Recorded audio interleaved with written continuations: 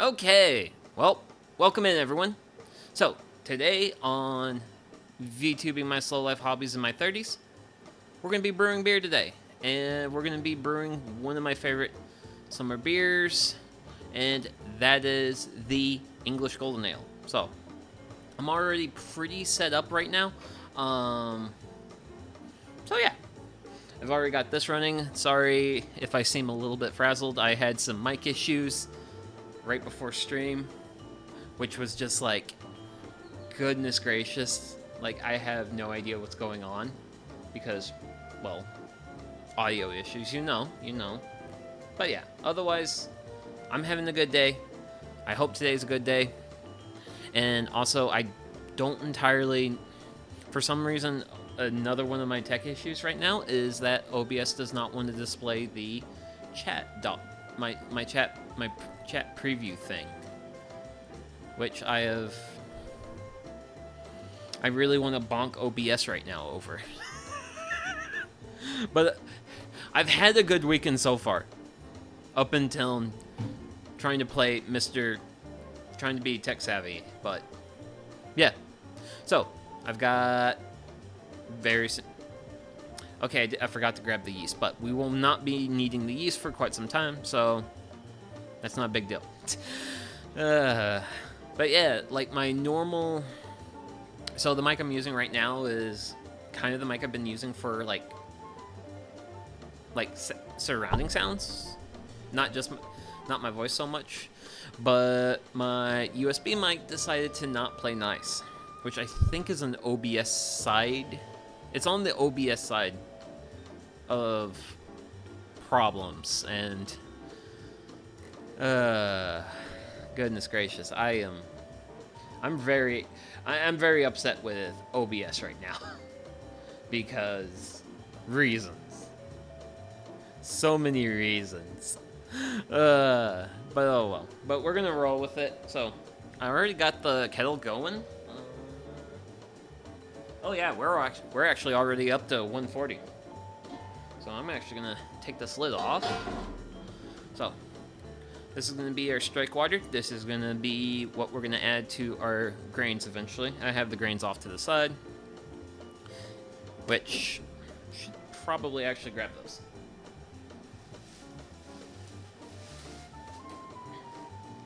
And I'm also trying some. I also got a plug-in battery for my fancy webcam. So hopefully this webcam will be able to last throughout stream. This is the first time I'm attempting to use just this webcam for a whole stream. So we'll see if I'm successful or not. But it does have a little bit better color rendering and what have you than my other one. So today we are going to be making an English Golden Ale. Sorry that my recipe is a little bit incomplete right now, but that's because I thought I was going to have a little bit more time before stream until I encountered tech issues and I had to play techie. But yeah, we're actually going to... So this actually features a pretty simple and straightforward grain bill. So we're just doing 4.5 pounds of Pilsner malt, doing 3.5 of two-row, 1 pound of Victory, and 1 pound of Vienna. So basically what you would expect out of a standard golden ale. Really the part that's going to make this an English golden ale is going to be the yeast we're going to be using later. That's going to be like the primary thing that makes this actually a English golden ale versus just a golden ale. It's really nothing all too complicated or whatever, but it is what it is. So let's see. I just need to really monitor my temperature here, because that's going to determine when we strike out, because I wanted to go ahead and start prepping this before stream, because it takes a while to get 6 gallons of water up to at least 160 degrees Fahrenheit, but we're getting really close. We're We're coming in on 150 right now. So, really getting close there. But yeah. So, we probably have not too much longer with that. So, I hope everyone's having a good weekend. I'm having a good weekend. I originally was planning on doing a little bit more work on some stuff that I've opted not to do because, well, this past week in general, and also just like this past summer season has been kind of like a little bit on the difficult side for me. So I was like, you know what, Sugi? Let's take it easy. Let's just relax a little bit. So that's pretty much what I did yesterday. And that's pretty much my game plans for today. Which, actually, speaking of which, we can't be brewing a beer without having one. Nah. Let's actually go with something pretty simple for a starter. So we're gonna start off with some good old Sapporo. Into the Toho glassware because Toho glassware is best glassware. And I hope that autofocus doesn't get too annoying.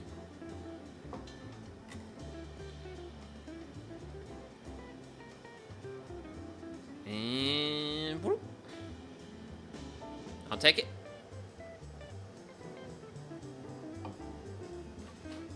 Ah, that's some beer, all right.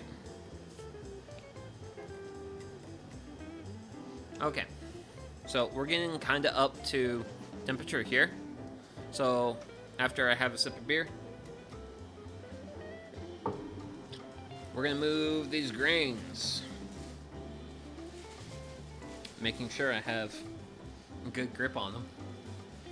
I'm gonna transfer them. I was not intending to be that aggressive about it, but we're gonna get them moved into the mash tun.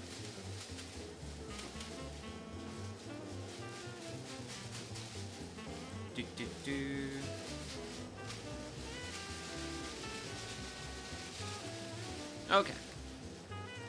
And then this trash bag, I set off to the side simply because, well, I actually reuse those. So not only do I use these trash bags as storage bins for grain, but I also like to get a second use out of them because, hey, when you get more than one use out of a single-use plastic bag, that's a great way to reduce plastic use. So, I need some stuff, so I'm gonna go grab some things. Primarily, I need this and this. Okay. I have acquired more goodies. Some goodies are more important than others. This is a very important goodie. I actually need that a lot. We're going to need star sand. A lot. And then we're also going to need an airlock for later. Some of the stuff is stuff we need later. Some of the stuff is more important to the now. Which, speaking of stuff important to the now, I need a temperature probe that I could not physically see. I can now physically see my temperature probe. Because I need that. I need that. Okay, we're at 160. At the kettle. So we're going to go ahead and start striking in. So, what we're going to do is I'm just going to kind of distribute this water out a little bit.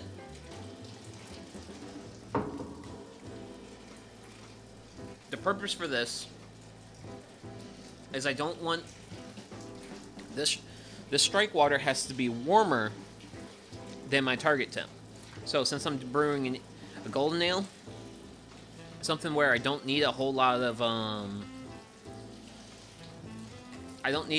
complex sugars. I need more like simple sugars, stuff like that. I need to go in with a lower mash temp. Which a lower mash temp would be like around 140 degrees Fahrenheit. Whereas like a higher one would be like 155. But for now, we're gonna make the shop smell like hot cereal. Which is always the fun thing about doing this is like back when I first started homebrewing, I would do this in my kitchen. And whenever I started getting this mash going, my dad would actually wander up the stairs and be like, "Hey, Sig, what's going on?" But yeah, we got 2 gallons in here of strike water. And we're going to be giving this a good old stir. Now, it's very thick at this point. Really hard to stir. But just going to give it a good stir because I don't want any like dough balls, anything like that.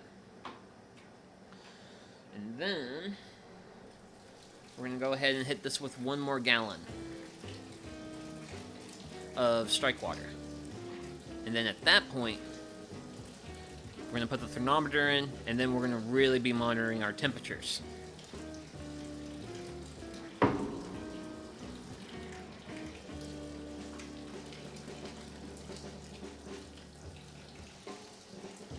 Okay.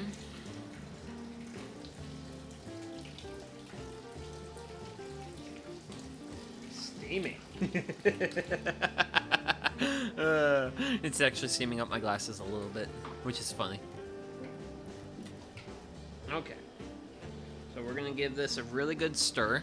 Part of the purpose of stirring is to also even out any temperature fluctuations we have. Because it's very easy for the mash to have some spots that are warm, some spots that are cold. And we just want to make sure we have as even temperatures as we can reasonably accomplish. So with all that stirred together, I'm going to take my handy dandy thermometer, and it just gets dropped in there. And it's going to go do its thing. However, though, I don't need this to continue to be getting warmer, so I'm going to turn down my regulator at my propane tank. Granted, I can let it kind of continue to get a little bit warmer. I do have some plans for it, which I actually failed to do last time,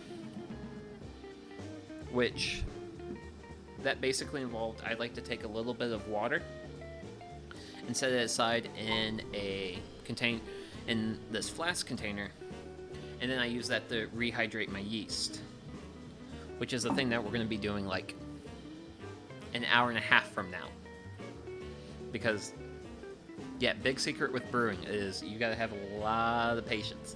Brewing's a lot of patience. Okay, let's go ahead and take a look at what our thermometer's doing.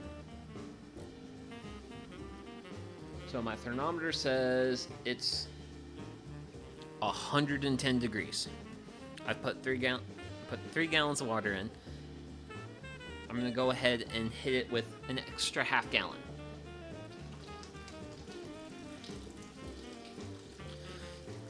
So once you get like your initial like good amount of like strike water in there for your mash, you want to add stuff slowly. You don't want to be doing you don't want to just keep like throwing water at it or anything. And so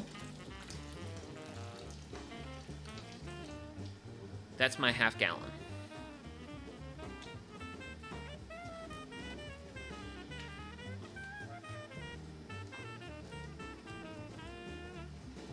So I'm going to give that a good stir. Make sure I have even temps, all that good stuff. And we're going to let it sit.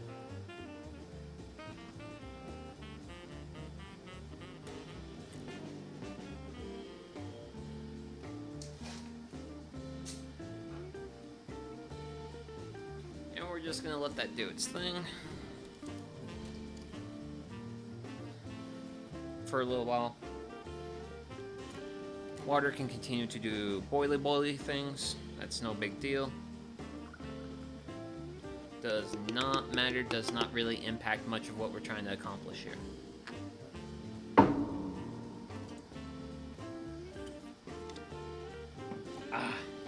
First beer. Okay, I think that's set for a little while. Let's see what our temperature is. So, we've come up quite a bit. We're nearly at 140. We're in the 130s. So, since we're getting close, I don't want to overshoot my temperature.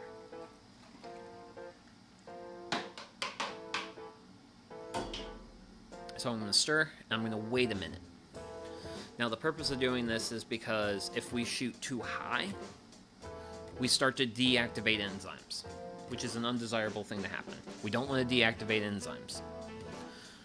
But we want to eventually get to where we want to be. So in my experience as a home brewer, it's always best to use caution and take it easy, slowly add water, slowly get things up to the temperature you want. You don't want to panic. You don't want to be like, oh no, I need to hit this temperature or that temperature or what have you. Like, take your time with it. Take your time with it. Enjoy the process. The process is meant to be enjoyed. One of the reasons why there's beer. Okay, that was our minute. I'll pull it out, take a look, and would you look at that? We are looking really good. We are looking at the upper 140s. So a little warm. Glad I didn't add any more water. I don't have to worry about adding any more water from here. But since that looked to be like upper 140s, I really don't want to have really high temperatures.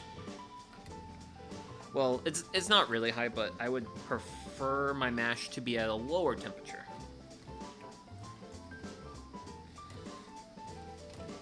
Personally, I'm thinking for this golden ale, like 144 Fahrenheit would be really good. So I'm going to make that my personal target for this for today. So since we're warm but not quite close, all you do is give it a stir, let it sit, check your temperatures after a minute of sitting, rinse, repeat, that good stuff.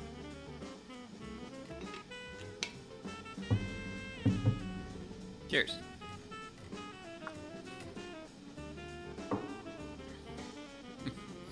Oh man, I'm gonna have to play with some settings on the camera at some point. Okay, so I want to grab a glove.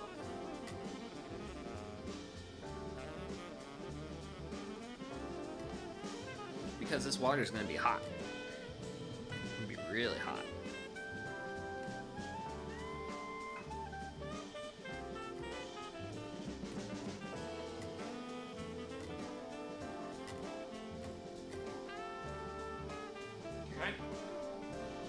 Go. And that's going to be strike water for later.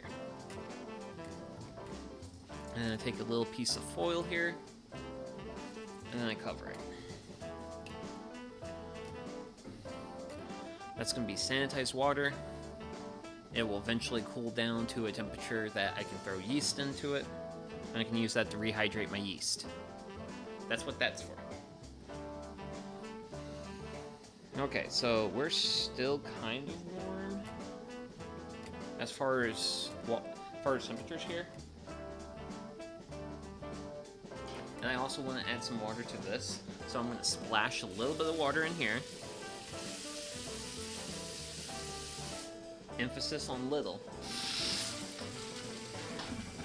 And then I'm going to fill up my strike water, because this is going to become my strike water for later, once we get to the end of the mash. And I'm going to go ahead and fill this up to about 3.5 gallons. So that's 3.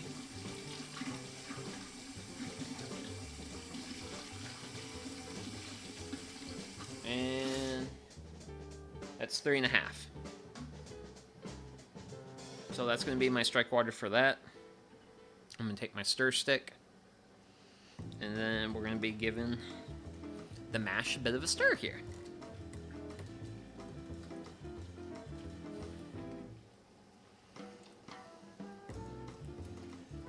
And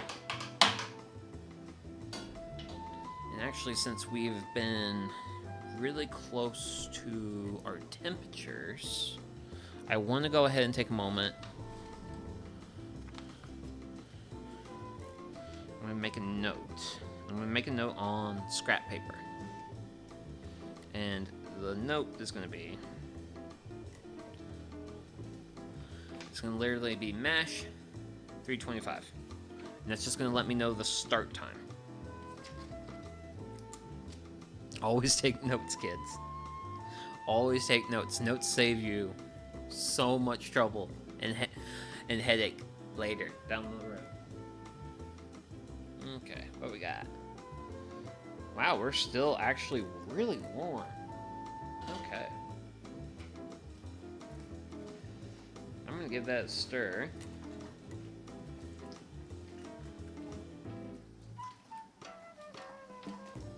Because that was at like 150, which is pretty warm.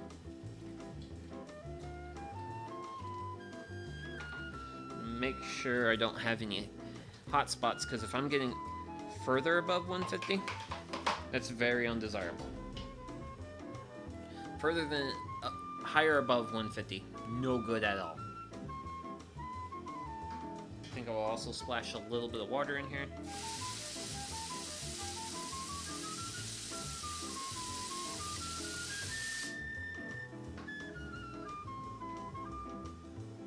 And at this point, when you're trying to like dial in your mash temperatures, work slowly, not quickly. Take it easy. It's not going to be end of the world if you don't hit the mash temperatures that you set for yourself. It's no big deal. Don't worry about it. Just take time. Enjoy the process. Also, you're less likely to make mistakes, because if you rush, you will make mistakes. Well, you're more likely to make a mistake when you're rushing. And trust me, I know, because this is... I still gotta finish some stuff out on here. But this is actually my 60th brew. So this is my 60th time making... And granted, this is my 60th time making beer. So, I have a fair bit of experience doing this. I am not a super expert. I don't do this professionally. I don't do this for a living. But I've been around this enough to the point where this is fair. I consider this to be fairly comfortable. I can say this is in my wheelhouse to a certain extent.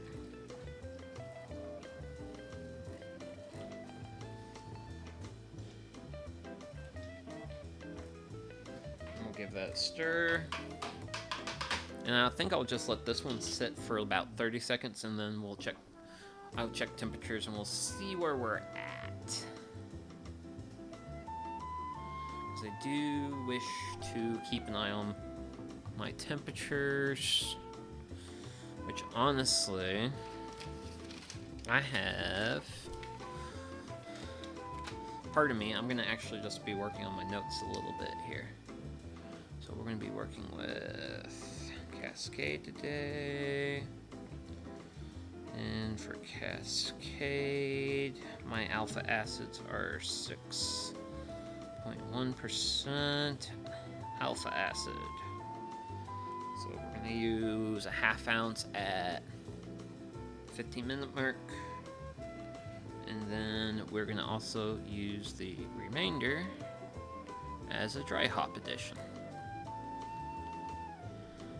Which dry hop addition is something you do during the fermentation process.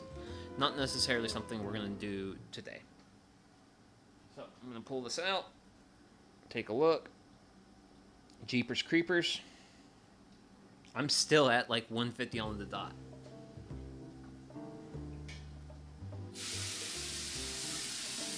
So I'm going to just really hit this with some water. Because I was expecting this temperature to go down to like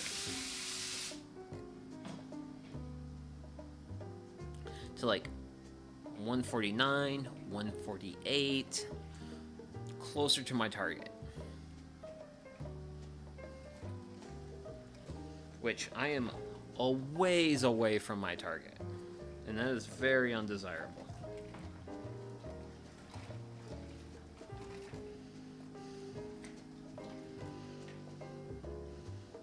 So we're going to just continue to stir. We're going to continue to do what we can to even out temperatures.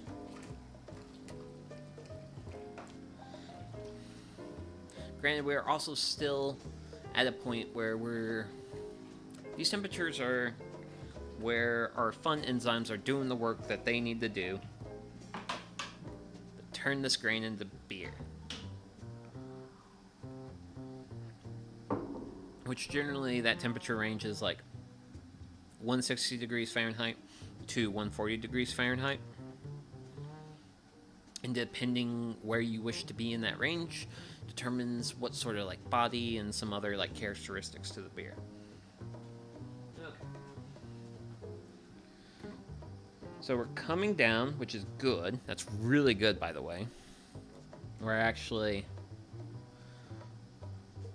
under 150, getting close to our where we're at like 148. So I'm gonna hit this with a little bit more water because I want the temperature to be around 145, 144.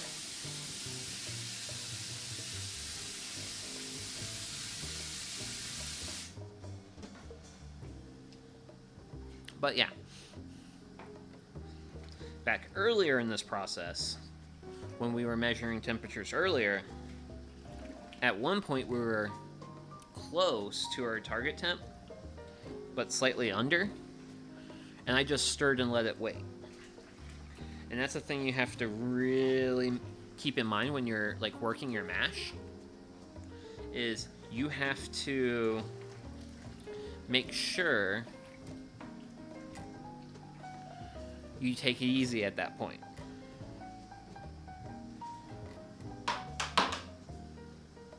Granted, speaking of taking it easy, I'm gonna lid the kettle, and I'm gonna kill the burner, because I don't need that to run anymore. We're not worried about that anymore.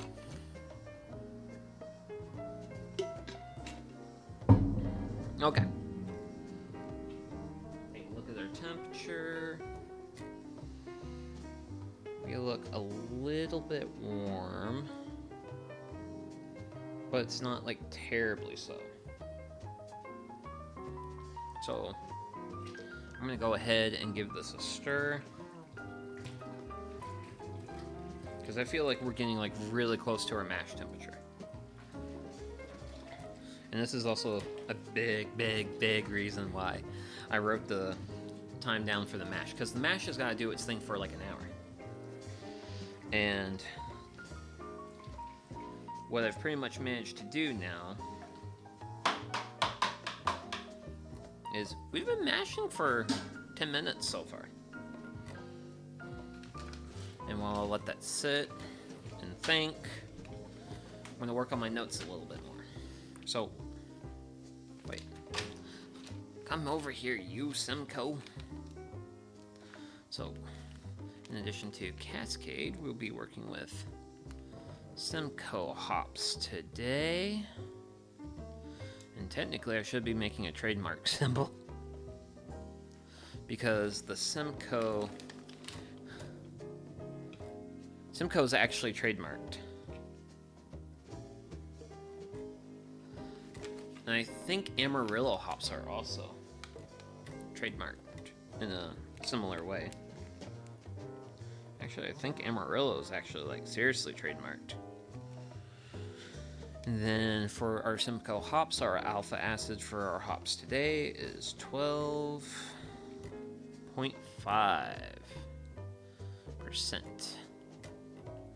So we'll make a note there. Make a note up here. Do that. Then our Tannenegger hops have a measly alpha acid of 2%. Granted, these are going to be our, let's see. Man, camera, you do not like to play nice sometimes. There you go. There you go. There you go, playing nice. I can get you to play nice. Sometimes. Okay, so I'm going to take a look at the temperature.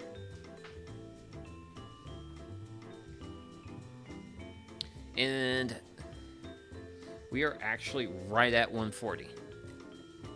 140 on the dot. So, I'm going to grab my lid for my mash tun. And that gets covered. Cheers.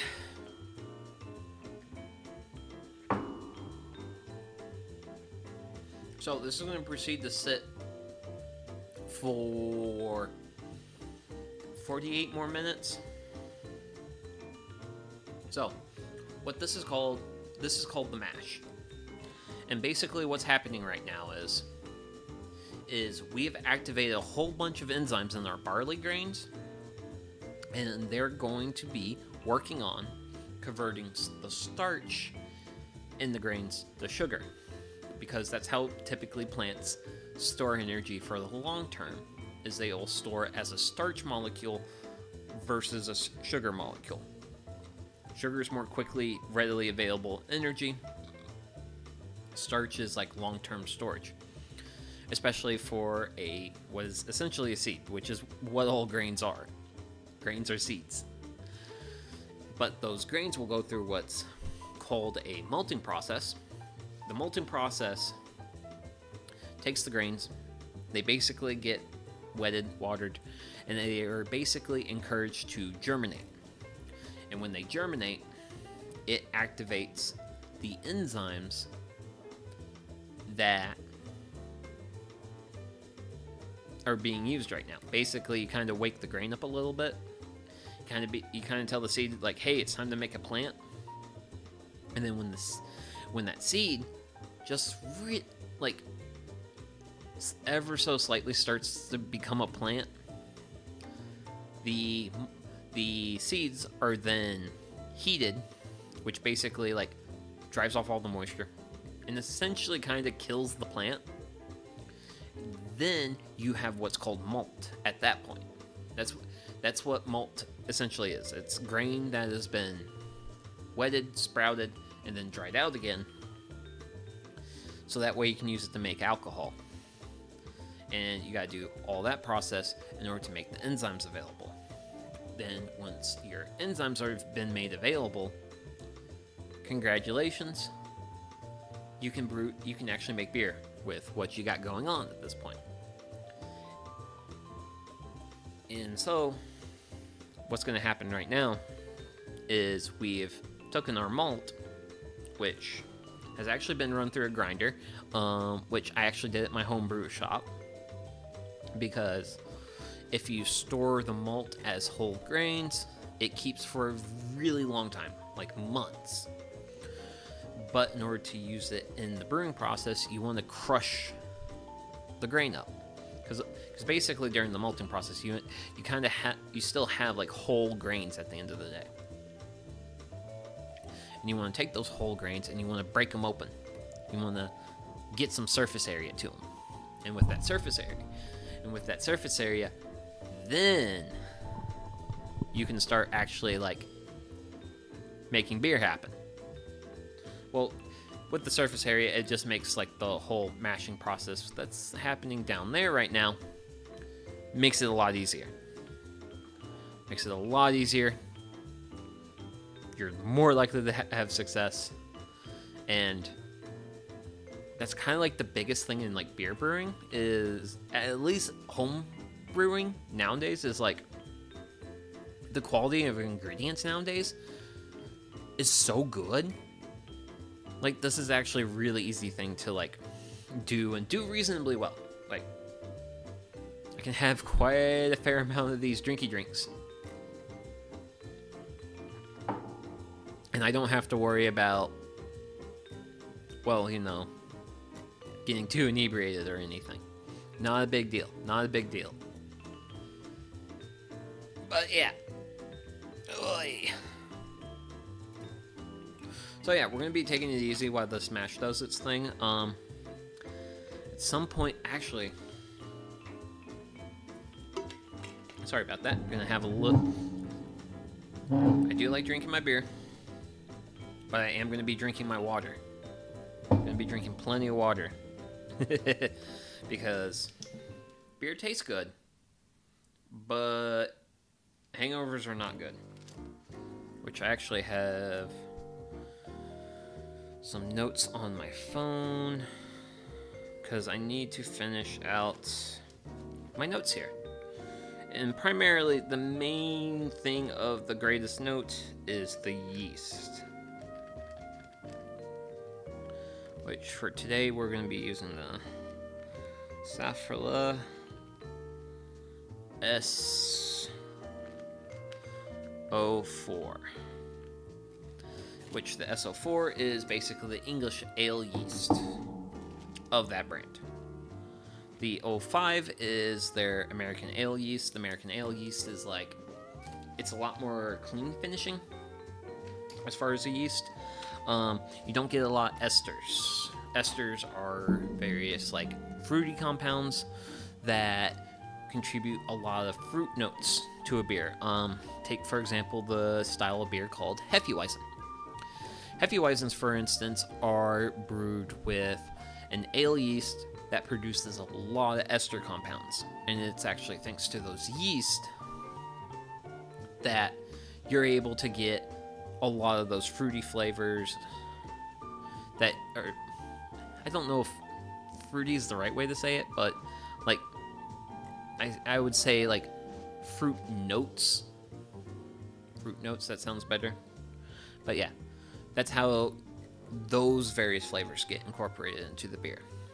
Versus you could have like an American ale yeast, which is said to be clean finishing. When a beer is clean finishing, it doesn't, you get a cleaner taste to it. You don't, the yeast isn't providing a lot of flavor. So you got like Hefeweizens, you have like a couple of various like Belgian strains of yeast. Belgian strains of yeast contribute a lot of flavor to beer. So yeah, but the yeast I'm using today, an English ale yeast, is kind of more of a middle ground yeast. It's not as clean as the American yeast, but it's not as like, you don't get as many of the estery compounds as a, say, Belgian ale yeast, which is one of the reasons why I really like this beer, because it's pretty clean, pretty refreshing, not too much body, so it's not very filling. Like, for example, a stout or a porter are examples of beers that have what's called a lot of body. And a lot of body is basically lots of unfermentable sugars, and that like gives them a bit more of a mouthfeel and stuff. But depending on what kind of stout or porter you had, it can feel like drinking liquid bread because of how much body they have. Can kind of not be as refreshing of a beer as, say, something lighter, which this is Sopro. This is a clean light lager. As you can clearly see through it easily. This is really refreshing beer.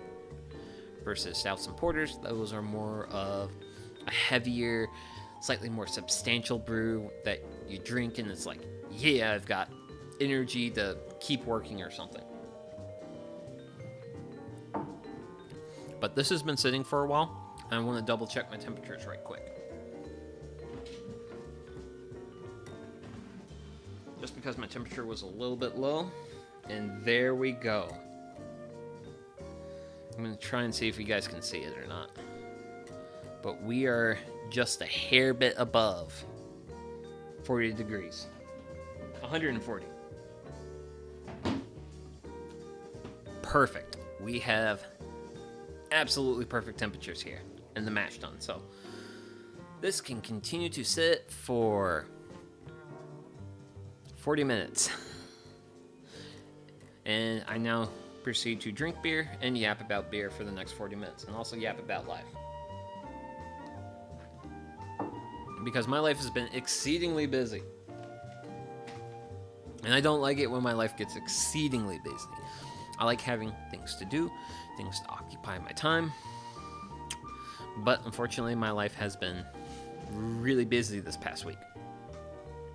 Primarily because it's blackberry season at the homestead. And I have picked a lot of blackberries over this past week. Between Monday through Friday, I spent over 6 hours picking blackberries. And I have picked 31.5 pounds, which all of you are going to see these blackberries later next week when I make blackberry wine. So I have with me here, this is actually a bottle of blackberry wine I made last year. Now, I haven't tried it yet because technically speaking, this should bottle condition for, I reckon, 2 more months because I bottled it in April. So it supposedly should bottle, and it should bottle condition for a little while. But yeah, this is last year's blackberry wine, and I actually got enough blackberries this year to make blackberry wine this year. But I also preserve, so wine's a way to preserve blackberries. Frozen's another good way, which I've done, but I actually froze too many, and I actually still have blackberries from last year's harvest sitting in my freezers, which I probably should dump, but I'm tempted to turn them into fruit leather, because that's also part of my game plan for this upcoming harvest I've got, because shucks, how many pounds have I done already? I reckon I've picked 36.5 pounds of blackberries so far. To say it's been a good year is an understatement, but that's also just how like the blackberry harvest has gone for me over the years. Is as my plants have gotten more established, they've produced more and more. Granted, the jump between 2023 to 2024 was a huge jump, because in 2023 I had plenty of like fresh eating blackberries, and I had plenty to freeze, but not enough to make wine. Because last year I threw 28 pounds at wine production. This year I'm planning to throw 30 pounds of blackberries at wine production. For most blackberry wines, it's recommended to have between 4 to 6 pounds per gallon. Whereas if you get closer to the 4 gallon mark, you're going to kind of have a bit more of a watery wine. I don't want that. I mean, shucks. One of the reasons why this is one of my favorite lagers is because Sapporo just has like a good little bit of body to it. Like if I drink this, it's like, okay, I just had a beer. And it kind of feels a little bit filling, and it's like, cool, I've had my beer. Good. I'm good. It doesn't feel like I'm drinking water, which is like my biggest complaint against Kirin Ichiban. Kirin Ichiban's like super watery, but if I'm gonna spend the better part of a year producing a product, I want that product to be good. And I'm really optimistic that this is going to be a good product because when I bottled this wine back in April, I took sips of the dredges, which is like the last little bit left in the fermenter and such, and I was like, yeah, it had really good blackberry flavor, and it was like, ooh, this is tasty. I like this. So I am very excited to try this wine out, which hopefully will be sometime in September. And hopefully also, well, I mean, it's my intention to do it sometime during a campfire cooking stream, which unfortunately I am taking breaks from those for now because it is hot outside. Whereas right now I'm in my shop, and even though I am hanging out around a boiling kettle of water, temperatures aren't too bad, which... Okay, it's 78 degrees in here right now, which still does not feel too bad. It would not be as bad as if I was out there, out in the outside. Outside is very hot right now.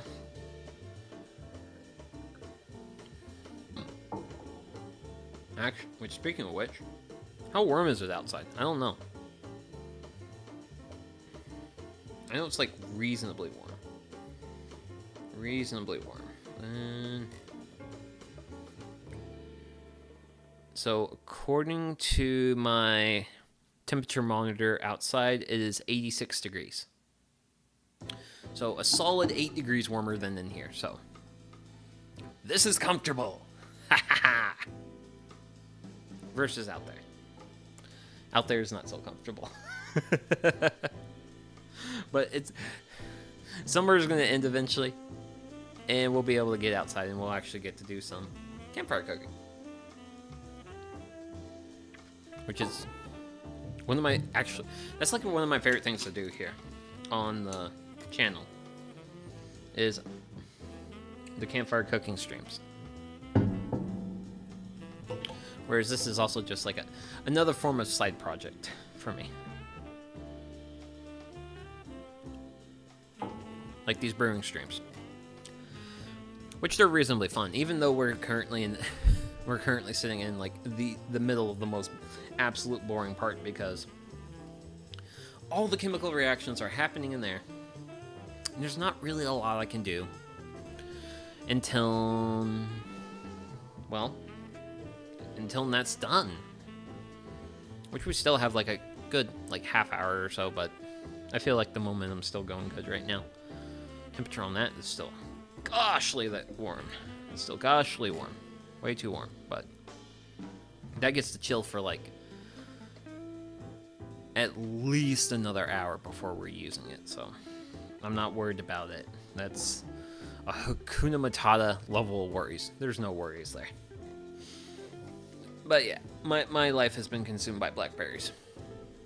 But that's fine, though. That's fine. That's really fine, because all these blackberries I'm going to turn into, well, content for the channel. Because not this time next week, but later next week, I'm going to be doing blackberry winemaking. And we're actually going to brew a batch of wine here on the channel. I don't entirely know if I'm going to talk about all the steps, because yeah, winemaking is a lot of do a thing, wait a while. Do a thing, wait a while. It's a lot of... There's a lot of waiting. There's atrocious amounts of waiting. It's terrible. But whereas like with brewing, all the action happens in one day in the span of about 4-ish hours. A little bit more if you include the cleanup time, which I'm not going to do all my cleaning up on stream. I'm bouncing around way too much for that. That is not possible. So yeah. But it is easily possible to stream the whole beer brewing process. That's easy, because you do a brew day, 4 to 5 hours, depending on your method of heating things, and you have a beverage that's going to ferment, and then it ferments for a while, and then you do a bottling day, bottle it, and then you just wait for it to be enjoyable. Whereas with wine, there's a lot more steps. And it also happens over a longer time frame. It helps in part because the alcohol concentrations are higher. With beer, the alcohol concentrations are lower. So things kind of have to happen faster because beer is not as like self-preserving. Whereas, say this like wine, for instance, well, this is probably at 12-15-ish% alcohol. Like, this is stable. It's corked, it's in a glass bottle, and this can literally just sit here like this for years and be great. Beer, on the other hand, not quite so much. Beer is definitely something you want to be a little bit more prompt with your consumption of. Beer, you do not want to just like have it sit around and hang out for years on end. Nah. Unless it's like a barley one. Like, you can do that with some beer styles, but those are very particular beer styles. You just can't do it with anything. Okay. So, I think I've had enough of a break between alcohols. Let's do the next alcohol.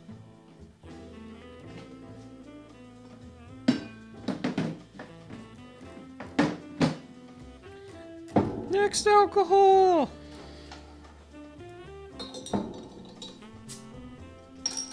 Also, I'm not an alcoholic. I'm just a Toho fan. But yeah. So we're cracking open a beer that is perfect for the glassware we have. So, for those who don't know, tall, small, cylindrical glassware is the perfect glassware for a Kolsch. And this is a Kolsch. Look, it's so pretty and clear. It's a lovely Kolsch.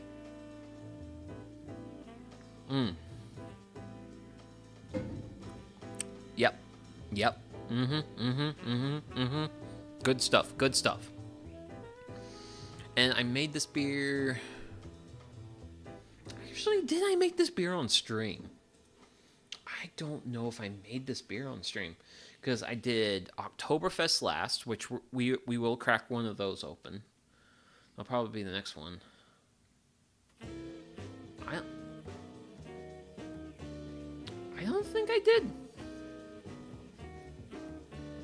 Yeah, I don't think I really did the Kolsch on stream. Maybe. I might have done the Kolsch on stream. I don't entirely know. But... whatever. Cheers, though.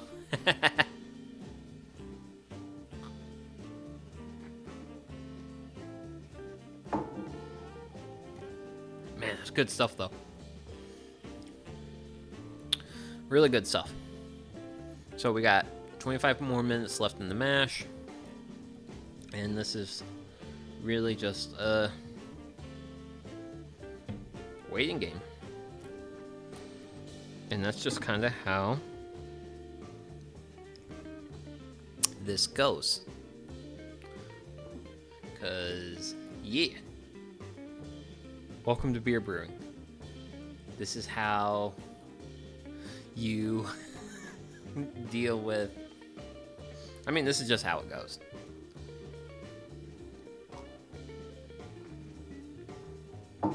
is it's a fair bit of waiting around at times, which now is certainly a fair bit of waiting around at times, but I will eventually throw the BRB screen on to hit the little homesteader's room, and well, actually I'll probably do that closer to when the mash is done, probably in about 20 minutes or so that way I can hit the restroom and grab my yeast, because the yeast is still sitting in my fridge right now.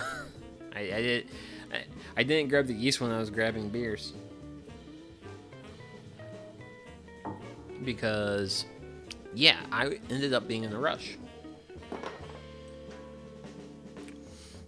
because, well, reasons. Tech that I was counting on decided to not tech for me for whatever reason. Yippee.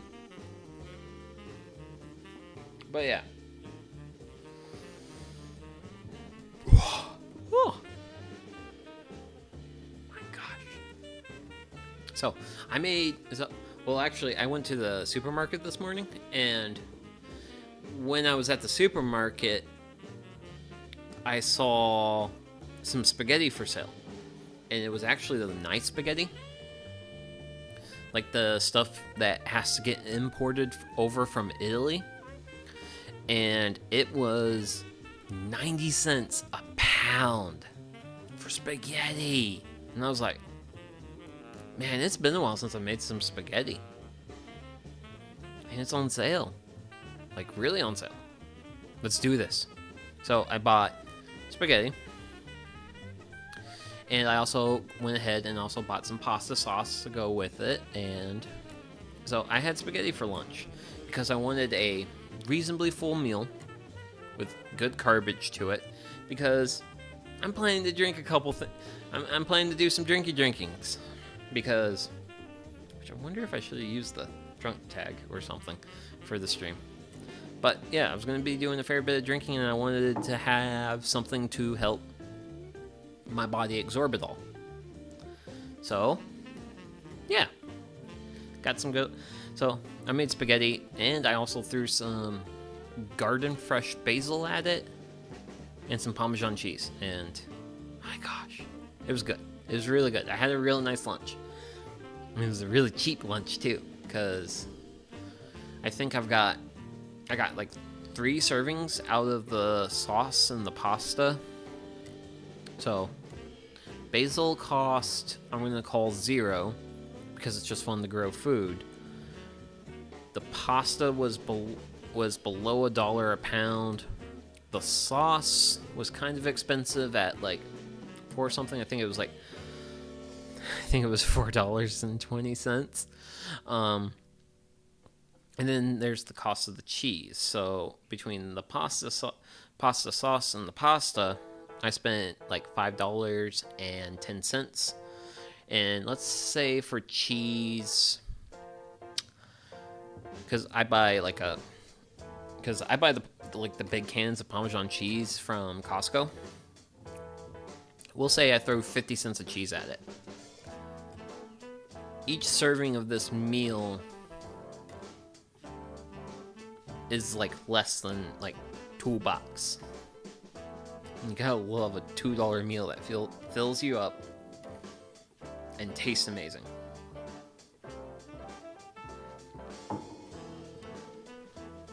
Gotta love that. Gotta love cheap, delicious food. Which that's really like the strongest thing about pasta. And I feel like Italian food in general, most Italian food in general. Well, actually, one thing I feel like with Italian food is it scales well. Like, if you want to make a little bit of food for one person, that's possible. If you want to make a lot of food for a lot of people, that's possible. You just need to like up the size of your dishes. Like, it's not a really hard thing to do. Like Italian just feels like it lends itself really well to scalability, which is nice. Which is Which the nicest thing about, in my case, as a guy who lives by himself, it means I can scale the recipe down. Or have leftovers, which in this case I have leftovers. So I got 2 canisters of things, which I'm probably going to have over the next week. Which the actual reason why I was at the supermarket was because I was picking up lettuce greens for salads. Because I like salads. Salads are great. And I want to have some salads over this upcoming week. So I bought a big bin of lettuce greens. I might be able to get a little bit more broccoli out of the garden. Granted, the garden's seen better days at this point. It's been getting really cooked by the summer weather. But I might be able to get a little bit more broccoli out of it. But I can get plenty of... Actually, my onions are about ready to be harvested. I'm not sure if I'm going to do that later. I'm not sure if I'm going to do that after stream or not. Harvest onions. But onions are in season right now, which is good. And I also have some kale too. I can have... Kale's... I like kale as an addition to salads, but I do not like a salad just made out of just kale.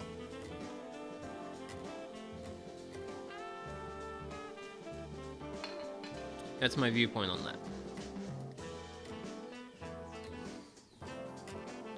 Like, kale is reasonably delicious as a salad addition, but as a salad onto its own, it is not.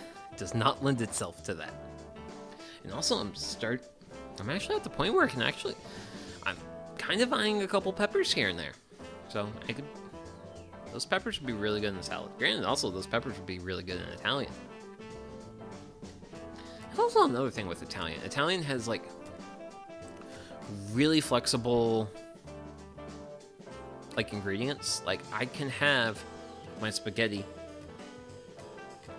without additional peppers in it, but if I wanted to, like, dice a couple peppers up, especially some, like, slightly spicy boys, I could dice them up, throw them into my spaghetti, mix it all up, and I can call it all good. It'll be great. It'll be fine. It'll be good stuff. I could live with that.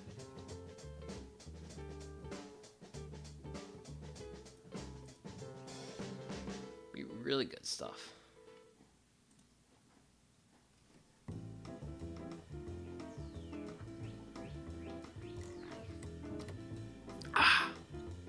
But yeah, I also talked about how I have a new garage door. I have a garage door that lets in a lot of natural light. So, I do want to start what I call a garage garden at some point. And I'm not going to like start next week, but one of the projects for next week is going to be a project for the garage garden, because what I'm going to use for it is I'm going to use the pots that I have outside that currently are full of potatoes. Wonderful, tasty spuds, which also are going to get harvested next week. So, for heads up for anyone out there, next week is going to be agricultural week. Or at least it's going to be themed as agricultural week, because that's basically my game plan for next week. Is we're going to theme everything around agriculture and doing agricultural related activities.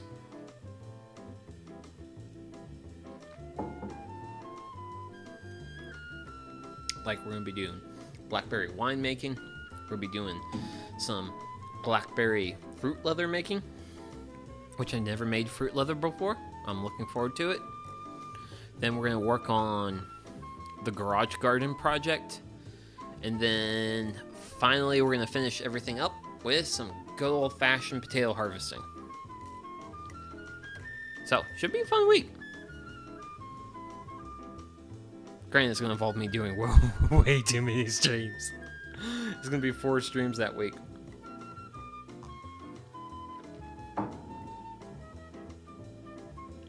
Also, your autofocus is weird, camera, but you've been hanging in there like a champ. You've been hanging in there like a champ. So when I first got this camera, it was pretty good in terms of battery life, but the battery life tapered off. I think the last time I used it for a stream, it lasted for an hour. And then I learned about... Was it last weekend? Yeah, it was last weekend. I learned about the existence of dummy batteries you could just stick in it, and it will just run off that power, because it's pretty much being plugged into continuous power at that point. So I was like, cool, I can just have this thing hooked up to power and it just runs. It'll be great. So that's what I'm using here today. And this is kind of one of the purposes of today's stream, is to kind of be a stress test for this, because I want to see how long it runs. It's not every day like I get to stress test this thing, so I just figured this would be a fun way to test this out. Whoa. I better not be hitting my mic like that. Okay, so we're having a decent little bit of fun here. Ah, there you are. So I'm gonna go ahead and take my star sign. Star sign!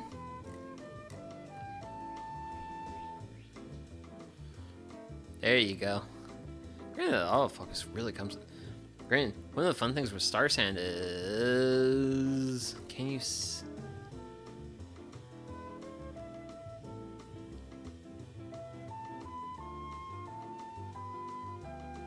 You can kind of see it, but one of the ingredients in this is phosphoric acid. Good old phosphoric acid. I don't think I have enough... Ooh, kind of saw it. But yeah, be careful with this stuff. Be very careful with this stuff. But yeah, I'm going to measure out a ½ ounce. ½ ounce is good for... So a ½ ounce into 2.5 gallons is good to make a sanitizer mix. So the sanitizer mix is going to be being made in my fermenter. And I'm going to use this to sanitize fermenter and all equipment once we get past the hot side of the process. We're still on the hot side of the process. We have 140 degree mash happening right here. I've got reasonably warm water here. Nearly 180 degrees water in here. This is going to be strike water for later. And then all this is going to get reincorporated into here, and we're going to boil it for an hour as part of the boil process. And then once the boil's done, then we end up on the cold side. And then once you're on the cold side, then everything gets sanitized. Well, it gets clean, then sanitized.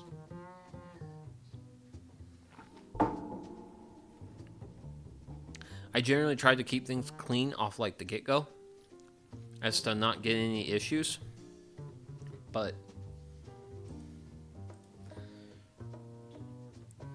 clean, sanitize, two very important things to be doing when you're brewing.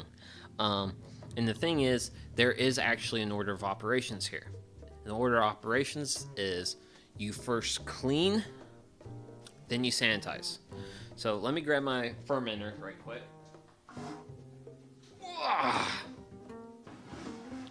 So as you can see, this is my fermenter bucket. This has got 2.5 gallons of water in it, mixed in with my Star San. And as you can see, it's clean. There's no debris. When something's clean, you can sanitize it. If something has dirt, grit, junk, not good things, you can't sanitize it. Well, you can't sanitize it well, put it that way. So,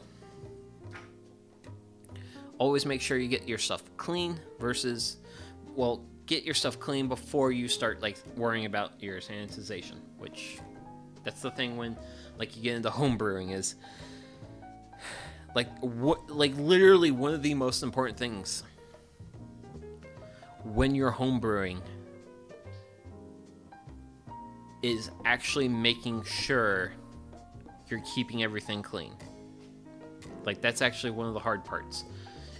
But the good news is, with that, if you're keeping everything clean, you're doing a good job.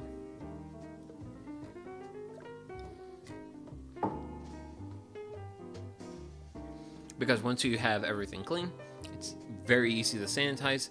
It's very easy to not have bad stuff get into your beer. All that good stuff. A lot of brewing is cleaning, which I am going to find out about. Well, I'm going to reiterate to myself when I get done, and I have to clean this. I'm going to have to clean my mash tun. The fermenter I don't have to clean because I'm going to be putting beer in this at the end of stream. Shouldn't be. Dear me. Granted, it did not have a lot, so not much beer was spilled. Let's spill less beer.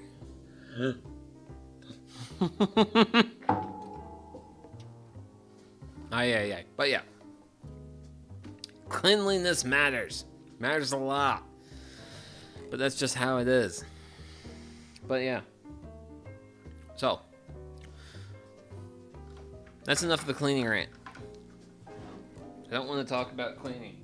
I don't want to talk about cleaning, especially when, like, my own, like, yard outside is seen better days. Which, trust me. Something, no crying over spilled beer. Yeah. That's pretty much what it is. No crying over spilled beer. And also welcome in Dad's Old Shop. I hope you're having a good weekend.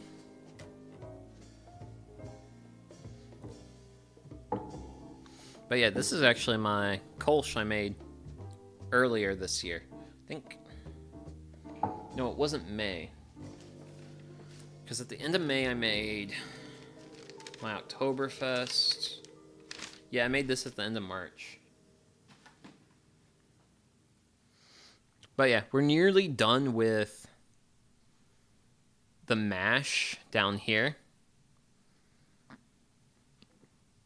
I've got like 6 minutes left on it. And then things start to get a little bit more exciting. And by exciting, I have a lot more work to do and a little bit more to yap about.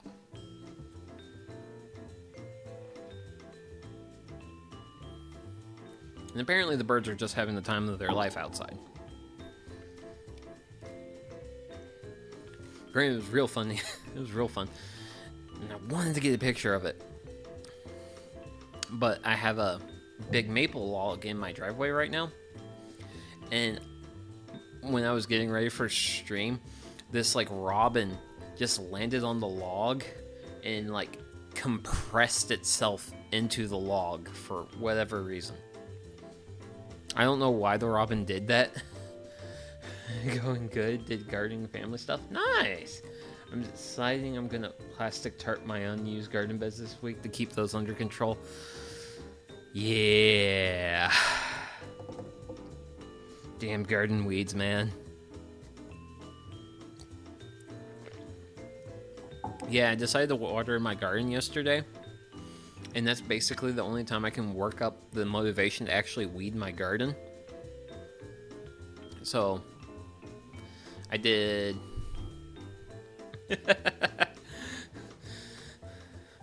And of course, and this is the actual reason why I watered my garden yesterday. It rained later that day. Because this whole past week, we had like 40% rain chances on multiple days. No rain happened. So things were kind of starting to look a little bit dry out there. So I was like, okay. You want to be dry? Fine. I'll water things. And I watered things. And then later that day it rained. So now I don't have to worry about watering for quite some time. Always. Yes. That's always how it works. That's just how it goes. Is like you have, like, that's the thing. It's like, okay, nature, I know you want to rain. You're thinking about it. But I know what it's kind of like the thing where, like, if you want the rain to stop, or if you have, like, you're not sure if it's going to be like a quick rain or a long rain, all you gotta do is just, like, go for your rain jacket, put the rain jacket on, and then the rain stops. Granted, that's like if I'm working outside or something and it starts raining, like, I immediately go for the rain jacket, just because if it's gonna stop, it's only gonna stop because I grabbed my rain jacket. I'm trying to get a bed of care. Oh, so I have to water daily for, like, sir, I wish you best of luck in your endeavor. I did not get carrots this year. I got zilch for carrots this year. Granted, my onions did well, so. Or at least it looked like they did well. I haven't pulled them up yet, but my onions have done the where the tops die back part. And I probably should harvest them in, like, the next week or so. But, yeah. Onions did good. Carrots. What's a carrot look like? Granted, at least... this is superstition if it works. Oh, goodness gracious. Yeah, that's certainly true. Yes, that's certainly true. It's not a superstition if it works.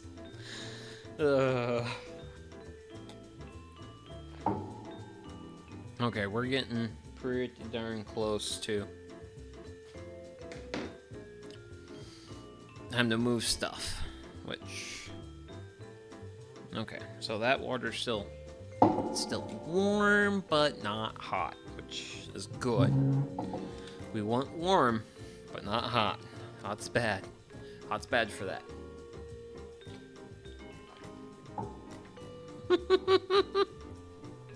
Yeah, my attempts to grow carrots this year has been, like, completely foobarred. Completely foobarred. Because, like, I tried, like, one of the things I did is I heard that taking cardboard, watering your carrot seeds, and then, like, covering them with cardboard to kind of keep the moisture there helps. And I did that this year and did not work. Granted, I have planted them, like I'll prepare the bed of soil. I'll put my carrot seeds on the bed of soil, and then I'll lightly cover them with sand. That's worked. That worked last year. Last year that worked. So I'm thinking for 2026, that's what I have to do, is I have to get another bag of sand, prepare a nice fine tilth, throw my carrot seeds on it, throw some sand, and then just keep that sand as moist as I can. That's just what it's going to have to come down to, I think. Which really makes me wonder how farmers actually grow, like, croppage of carrots. Granted, if you're growing, like, croppage of carrots, I'm sure you've got it figured out at that point. If I have trouble with this run, I'll give that a shot. But yeah, that's what's worked for me, is, like, covering them with sand. Like a light layer of sand has been what's worked. So, we've done an hour of mashing. Now this gets to go to here.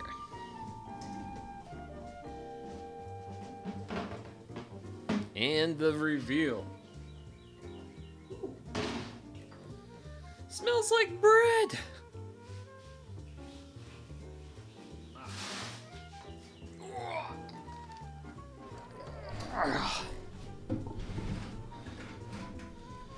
Wow. Actually, that can stay there. Where's... I'm also sorry, chat. You don't get to see as much as the recirculation of the match as you've gotten historically. But let the recirculation begin.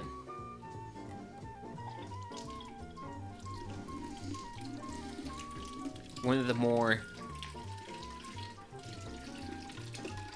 manual parts of how I brew, which at this point is basically like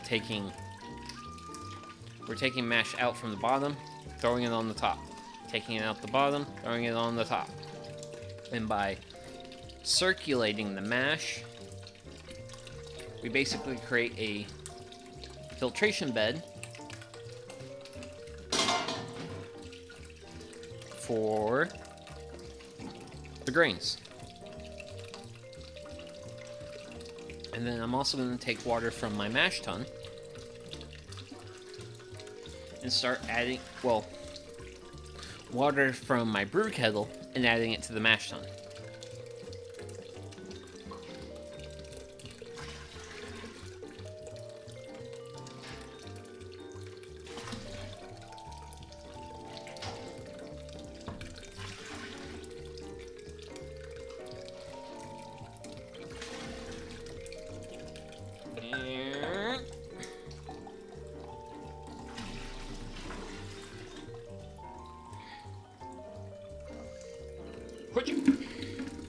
But yeah, as you can see, we have some floaty debris in here. This is the big reason why we're doing this whole recirculating of the mash right now.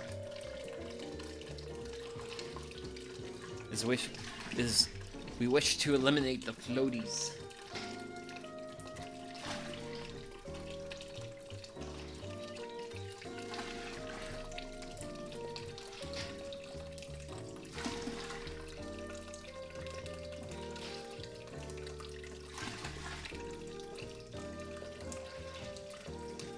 And also by adding the strike water,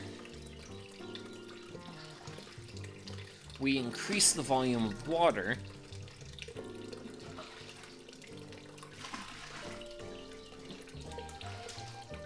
so it's easier for the sugar to dissolve out of the mash.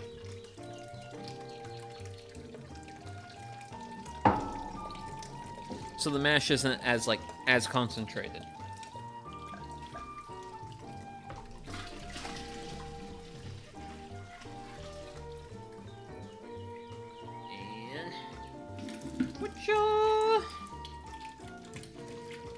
Still pretty decent population of floaties, but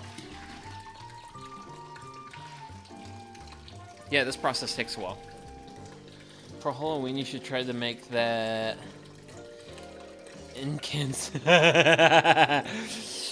corn spit beer. That seems like a cool historical project. Oh no. Oh man.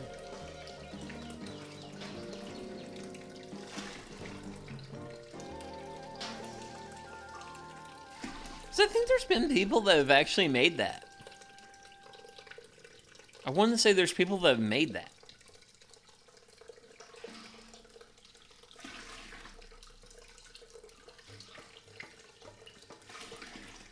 Now, granted, though, and it's funny you say that,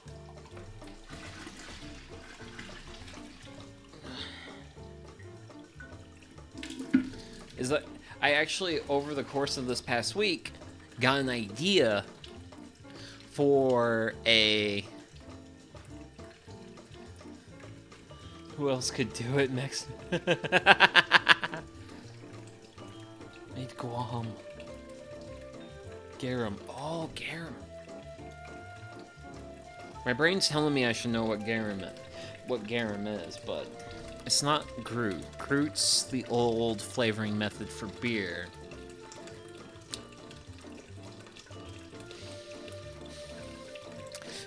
Just because you're the only person who could do it doesn't mean you should be the person who does it. Granted, I will certainly give it. I will give it consideration.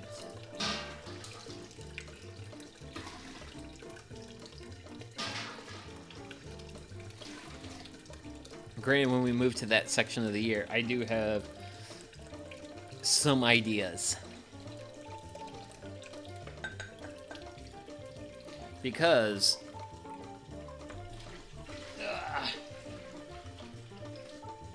the joys of moving liquid.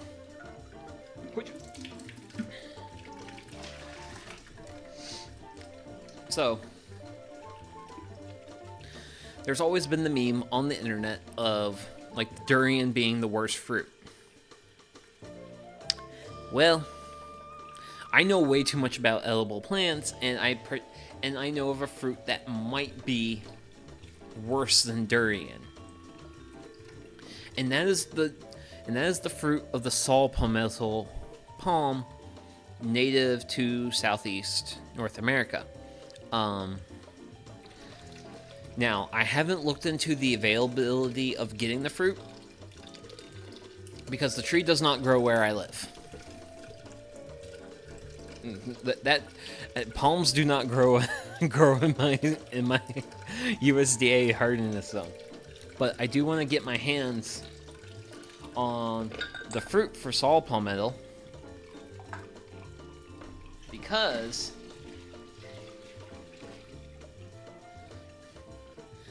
durian haters are weak. Oh, great. Oh man, that's great. So, a little bit of fun bit of history between me and durian is I actually got durian ice cream at Costco just to try genuinely try durian. Yeah, durian ice cream's okay. I just didn't want to eat the whole tub of ice cream over the course of like 2 months. Like as an experience to try. Like if I was at an ice cream shop, I'd totally get durian ice cream again. Actually, I would like to, at those shops where you get scoops, I would like to get 1 scoop durian, 1 scoop vanilla, please. But yeah, durian's not like too bad. Recirculating. But yeah, we're getting a real nice light color. Still a lot of floaties though. I don't like having a lot of floaties.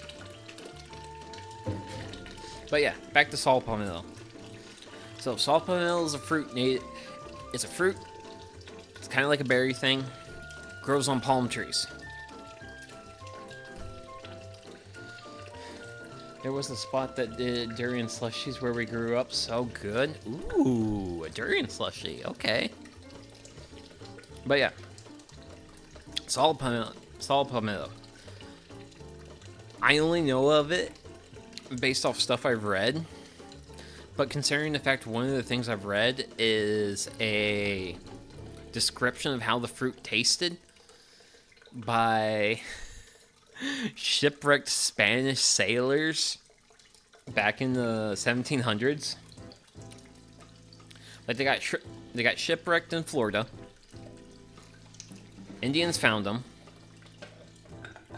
And the Indians were actually cool human beings, unlike white people. And kind of took care of them. And part of the Indians taking care of them was sharing food with them. And they shared saw palmetto berries with these Spanish sailors. The Spanish sailors saw the Indians eating them with much glee, and they're like, okay, this must be some good stuff. Yeah, they bit into the saw palmetto berry fruit, and they were like, imagine a fruit that tasted like blue cheese soaked in tobacco juice that was then thrown into an old boot and then fermented in the hot Florida sun for 24 hours. That is how the taste of saw palmetto fruit was described. And based off the description alone, I want to try it. Because I'm genuinely interested if it tastes like blue cheese mixed with tobacco juice. Because that just sounds awful. Like, genuinely awful.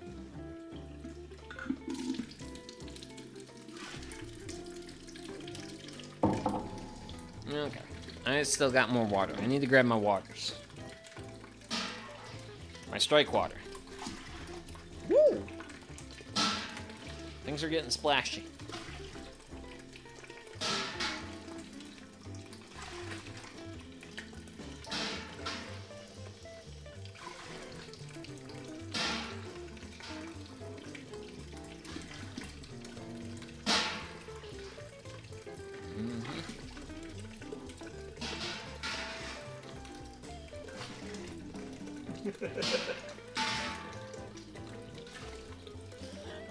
Where's them overreacting?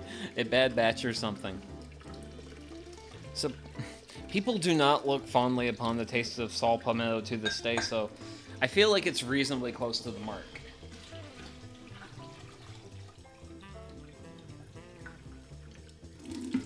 Granted, the fruit's very high in oil, so that's probably... Oh yeah, that's actually another fun aspect of the saw palmetto fruit. Is that because it's so high in like fat and oil, the flavor of it just sticks to your mouth. Is another thing I've read about it. So I am genuinely deeply curious as trying this for myself.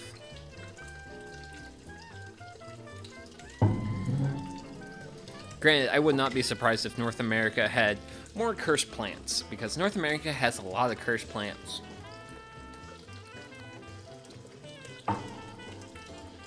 Like, and also speaking of plants that are native to Florida, the only plant that is native to North America and is also a source of caffeine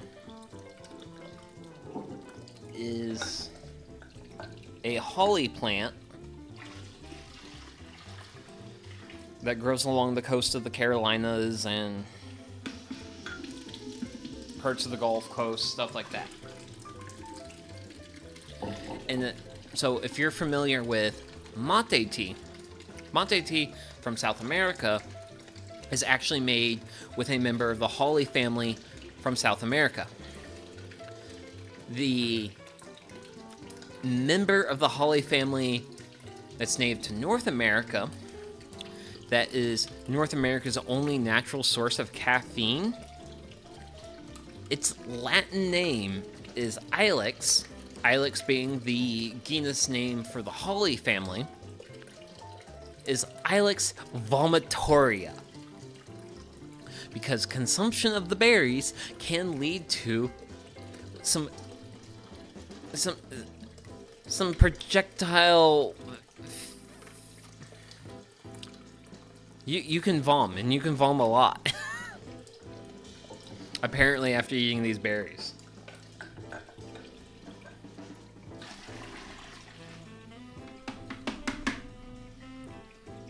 And that's our native source of caffeine.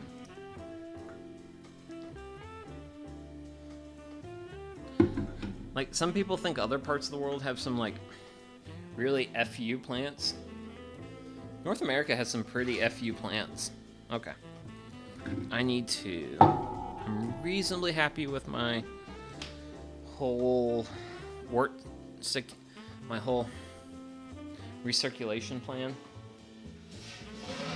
But I need to send the rest of this water in.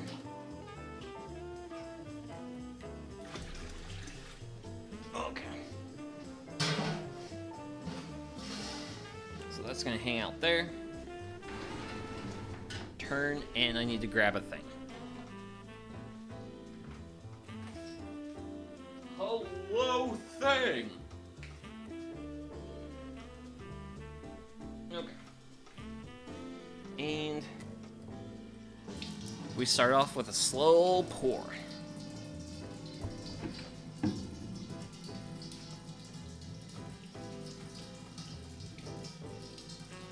Cheers.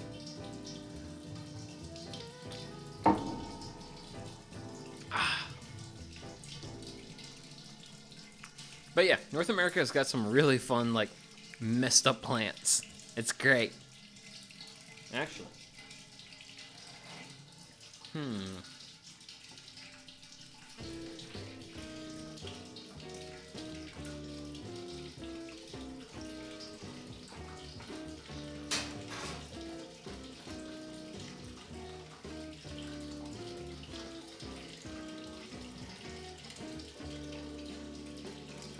Okay, that's reasonable. That's reasonable.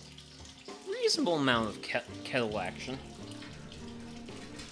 Kind of turn that out. Get a little bit more focus on the brew kettle.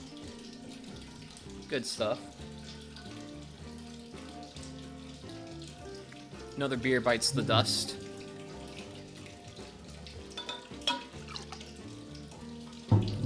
Then clean it out with a little bit of water.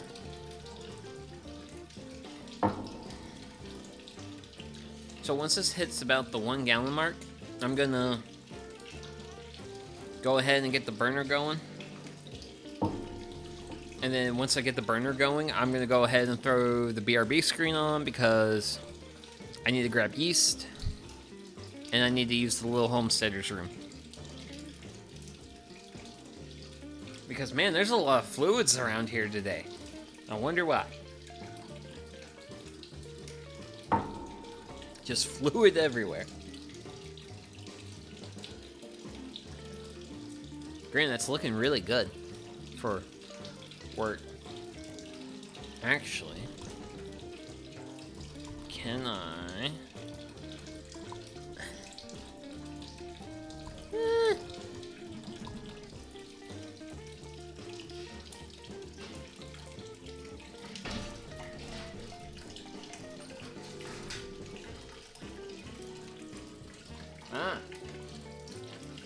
Okay, well, that's certainly the best I can do.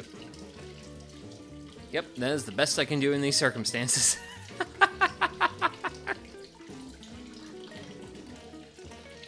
And 1 gallon.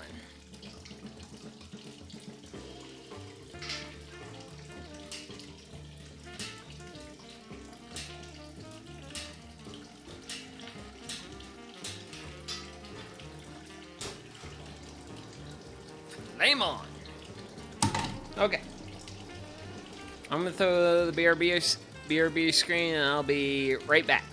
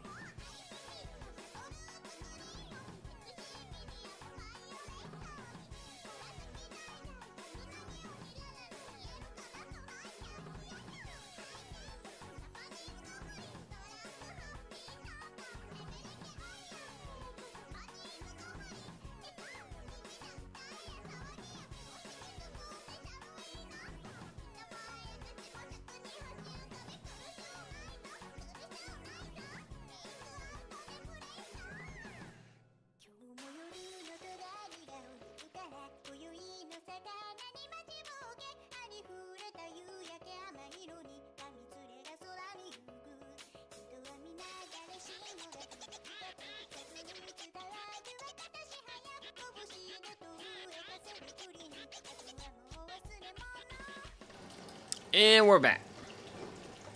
And, well, actually, no. Well, I threw the yeast I grabbed back into the cooler, so that way it's available for later.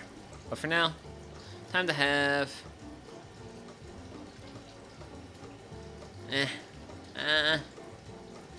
Focus.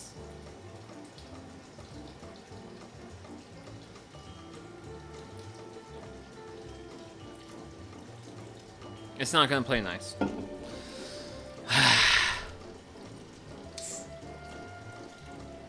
But hey, we got 2 gallons of word already. That's good.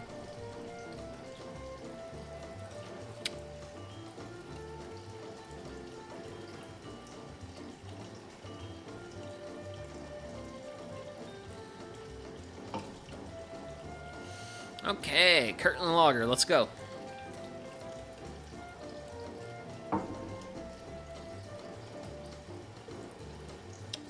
Yep, that's Kirtland Lager, alright.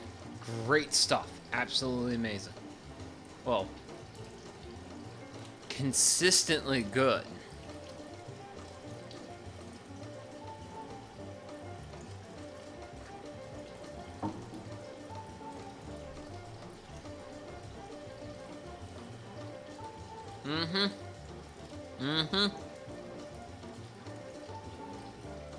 Yep.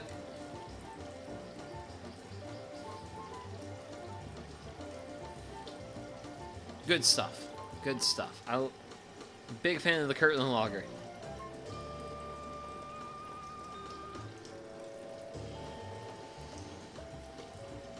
We got 2.5 gallons. We're gonna suppose should make sure that my hops are somewhat available, because hey, I'm gonna need some hops here soon.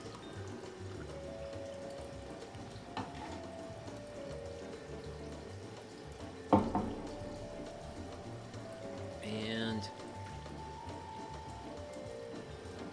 that's good. Not gonna worry about it. Still have good flow, and as long as the good flow continues. Oh man, nice. We're coming up on 3 gallons, and I can't even see the grain bed yet, which is good. That's really good.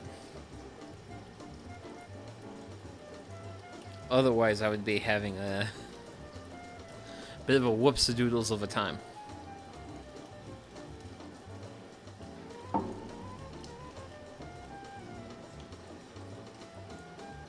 Actually.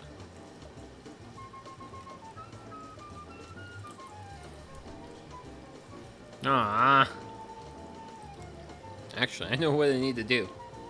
Bear with me.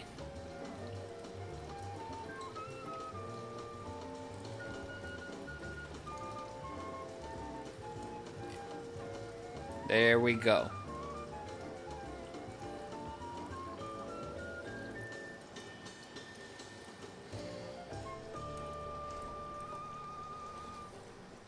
There we go. That looks a lot better. You can see the brew kettle in all its wonderful glory. And 3 pounds of wort. Well, 3 gallons. Still getting pretty good flow out. I don't have it fully open yet. I can open it up more. Not gonna worry about it. We're just gonna let this guy do its thing.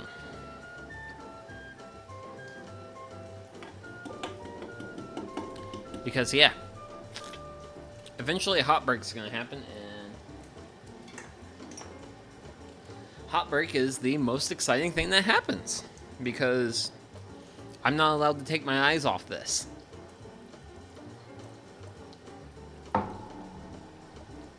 Which hot break is when it basically foams up. And you gotta really, it can basically boil over on you if you're not careful. Wowie! We have reached 80 degrees in the shop, which is pretty hot. I'm gonna ever so slightly complain about that, because that's warm. That's warm for the shop.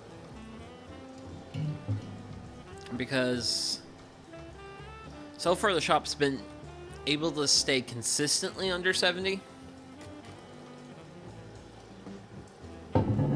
But since I'm doing all this water boiling right now, and I have my garage door open, because eventually I need to dump a bunch of water outside. We're not at that point yet. We're gonna eventually be at that point. We just need to let this do its thing. Well, eventually I have to worry. I have to maintain some form of ventilation. Don't want to get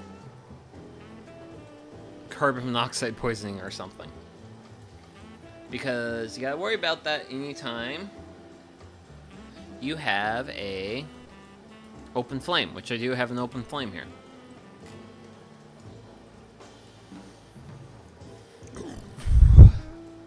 Wah!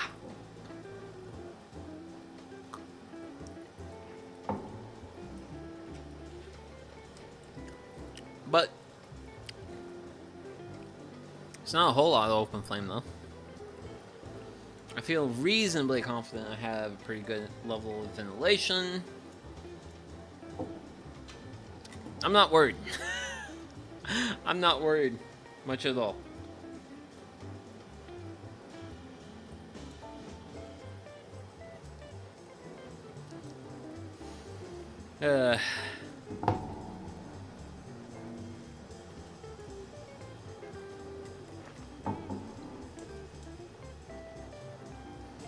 But yeah, we're almost at 4 gallons. I'm gonna kind of open that a little bit more.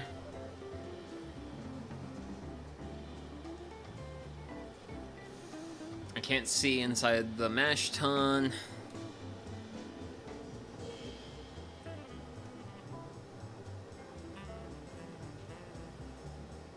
Oh, wait.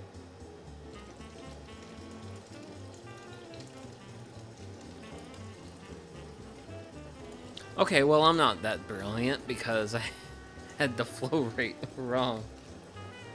I thought it went this way to open. Not this way. It goes this way. It's not fully open, but we're having really good flow right now. And we've got a layer of foam. That layer of foam lets me know that, boy, this is definitely getting to the point where it's going to think about doing that hot break thing.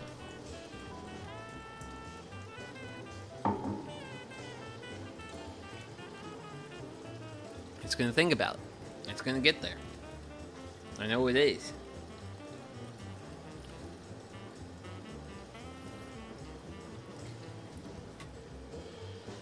And one of the things I look for is the fineness of the bubbles, which hopefully... So that's the most I can zoom in. But yeah, you can see a little bit of the foaming, a little bit of... Granted, the detail on the level of detail on the ball valve is amazing. I like this camera. I may have spent a little bit. I probably spent too much money on it, but whatever. It's nice to have a nice camera. Especially considering most of my stuff is hand cams.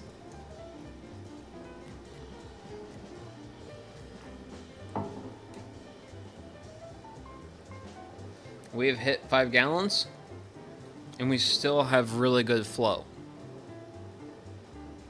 So that tells me I used a lot of strike water, which is good because I'd rather use too much versus too little. So let's just go ahead and open this all the way.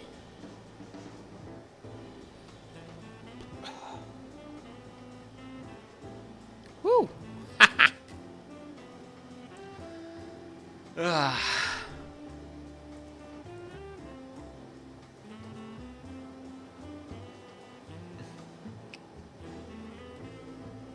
But yeah, cheers.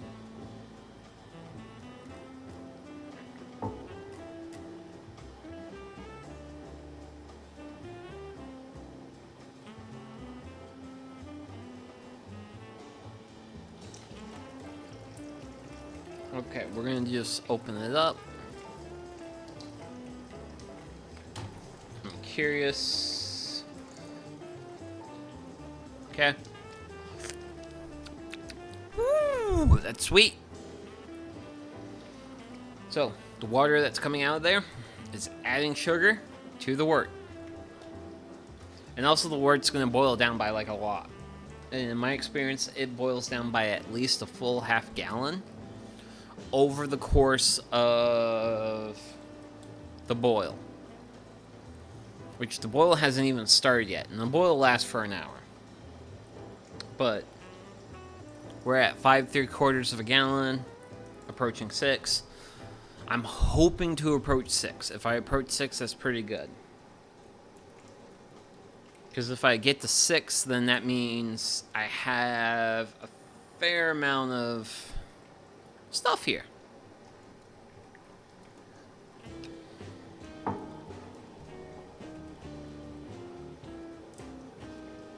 Well, a fair amount of work.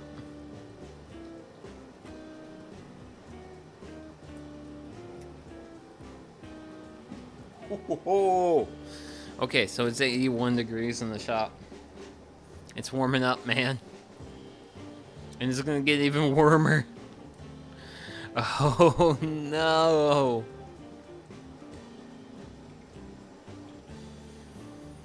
Oi, oi. Oh well. At least this will be the last, well, it'd be the last beer brewing stream for a while because I'll be doing, because my next beer is going to be Oktoberfest. I won't be streaming that. And I'll probably do my Amber after that. Because by then it'll be time for fall winter beers. I'm technically being very late to getting a summer beer started now, but hey. I actually bought these hops and forgot about it. So I was like, well, I have these hops laying around. I should probably use them anyway. So I'm actually brewing 2 batches of my Golden Ale this year. Since I had to go to the homebrew shop to get stuff for the Blackberry Wine Project.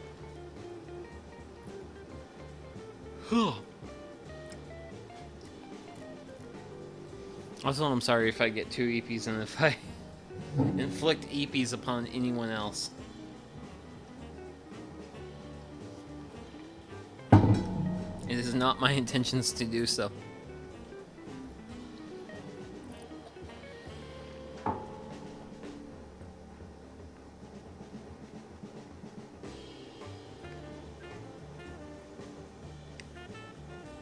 But yeah, it's definitely really slowing down with the flow rate. And we're coming up on 6 gallons, so I think we'll hit it. Nah. Overall, we're looking good. We're looking good. We're moving in the... We're generally moving in the direction we need to move in.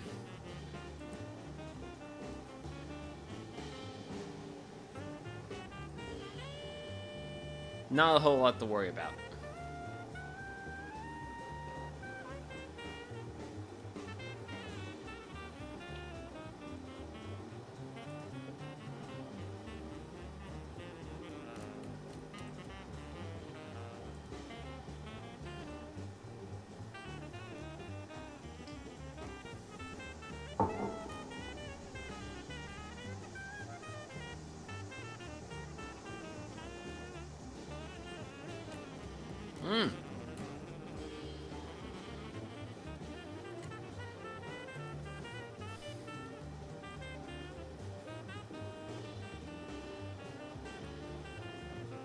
Okay.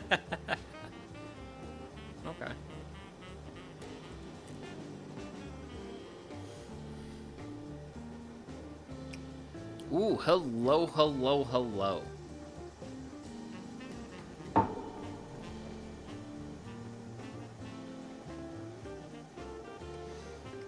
We got a nice thick layer of foam. It's definitely looking like we were gonna have some hot break here soon. So, the most important weapon against hot break is your stir stick and an eagle eye.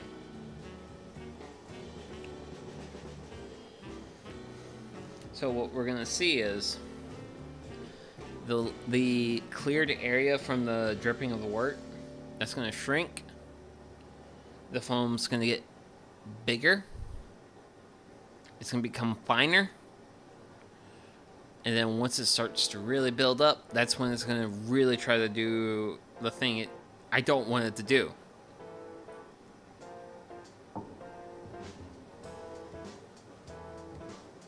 And that's make a mess. I don't want a mess. Mess is bad.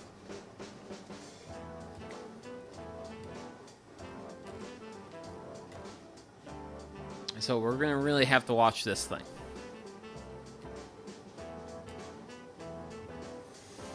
But we've got a bit of a wall to go.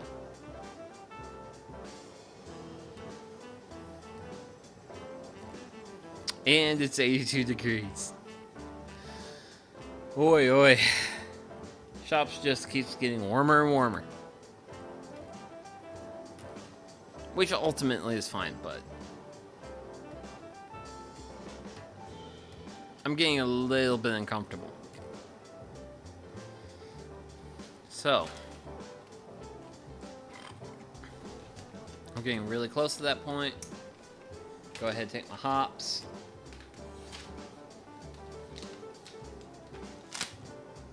Crack them open. Because I'm going to be using all the hops in here in the scope. So everything here.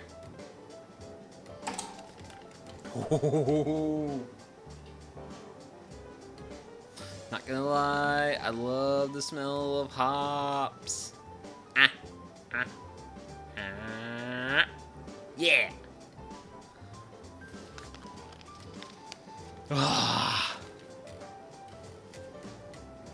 That's what being alive smells like. It smells like hops.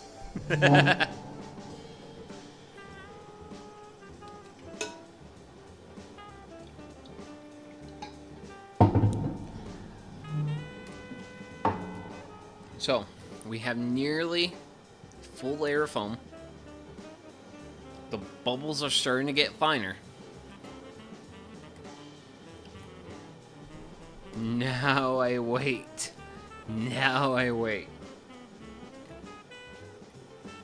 Because, well, this is what you do at this point in time. Is you wait. Because if I take my eyes off this, I'm going to have a bad time. I really don't want to have a bad time of it.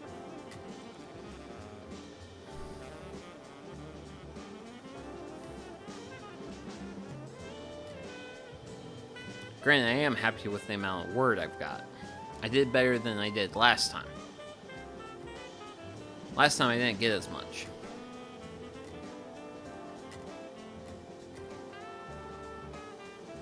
And that kind of impacted things a little bit, but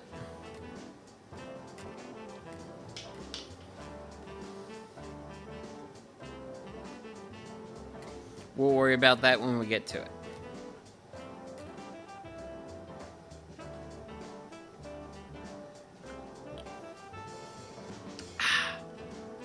For now, drink some water. Sober up a little bit.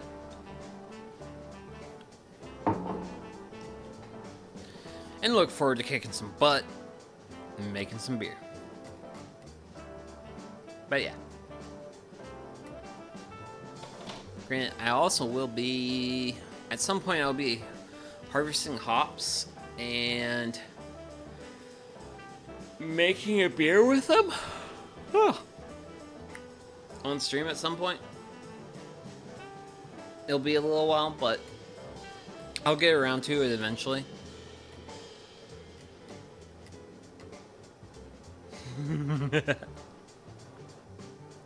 Because I do grow my own hops. Granted, I really need to look for a pick apple orchard for cider making, because I do want to make cider eventually. Because that'll be really fun, but... Okay. Chat, here we go. It's time.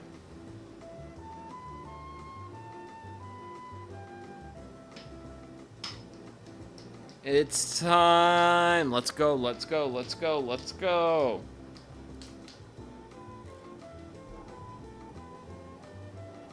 So what we're looking for now is we want the boil to be breaking the foam naturally.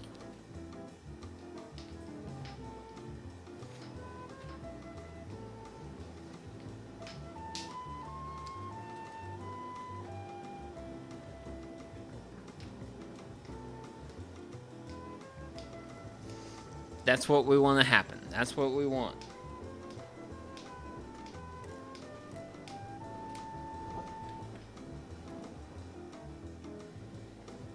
And then I'm also going to turn down the heat a little bit. Woo!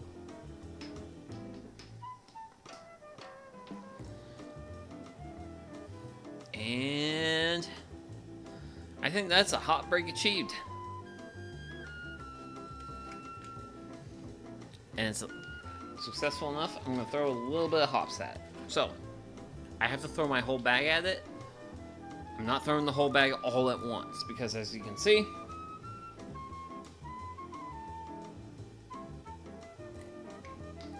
when you throw your hops in,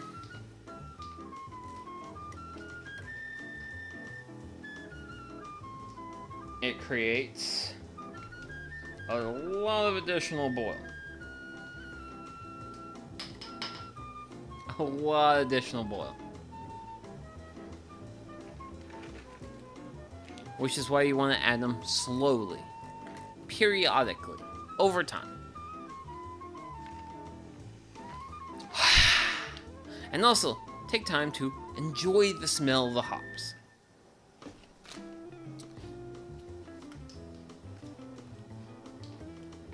And manage your boil. Managing your boil is very important. Oi, oi.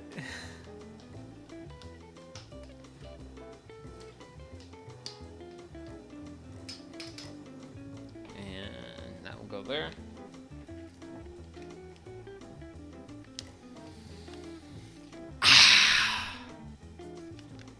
Love the smell of hops.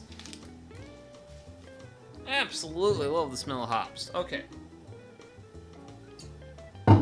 So, boil's begun.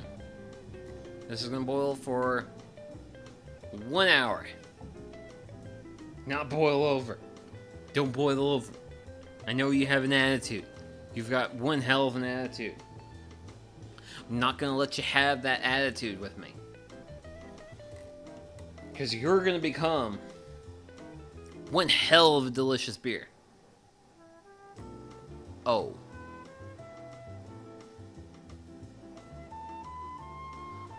Oh.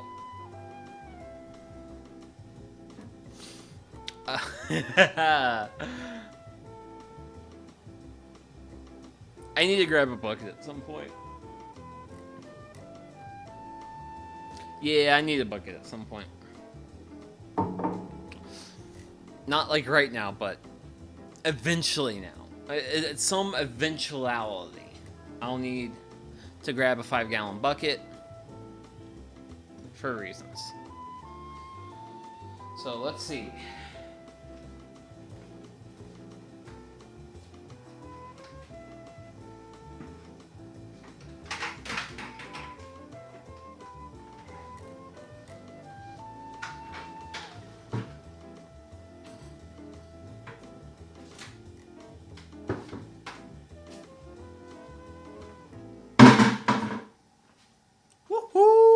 bucket acquired. Wort is boiling. Life is good. This is working its way down to room temperature. Because I very much need that to work its way down to room temperature.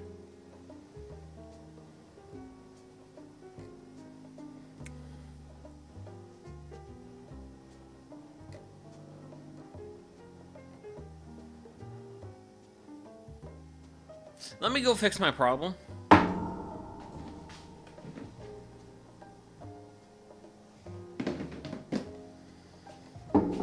With some homebrew. And homebrew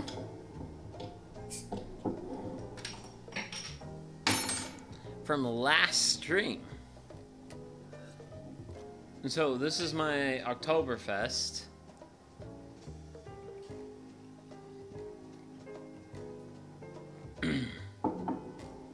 So here it is in all its glory.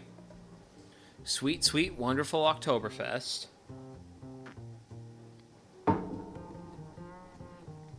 The best beer style known to both God and anime. And I will fight people over that.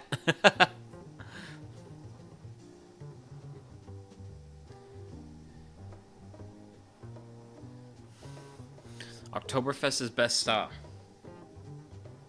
That is an absolute truth of the world.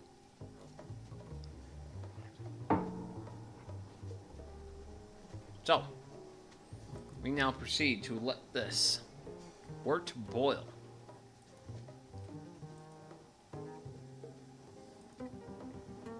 And as the wort boils, we're going to let it do its thing. Eventually, we're going to be adding some hops to it, but the hops are not getting added until, like, towards the end. I am going to take my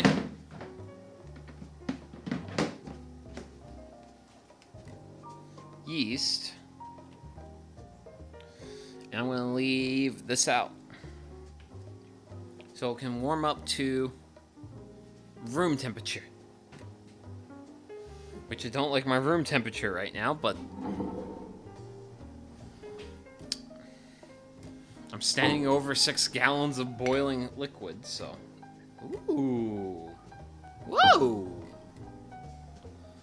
I've got my Tiger bottle.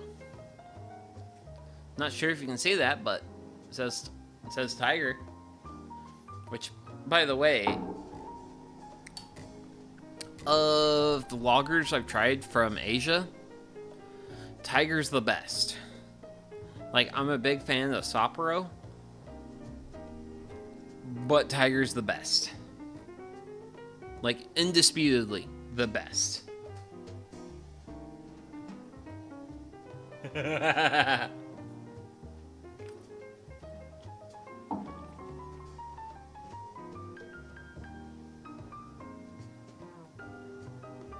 Give me a moment.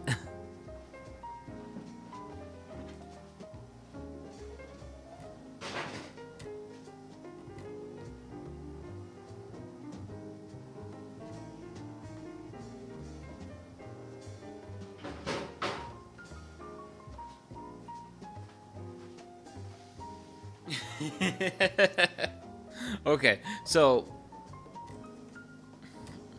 my ductwork's sweating right now because of all the heat in the shop. So the shop is hot, but there's ductwork running through it. And since the ductwork is cold, condensate is forming. And it's dripping on things. Thankfully, it's not dripping on anything critical, but it's a thing that's happening, and I think it's kind of funny.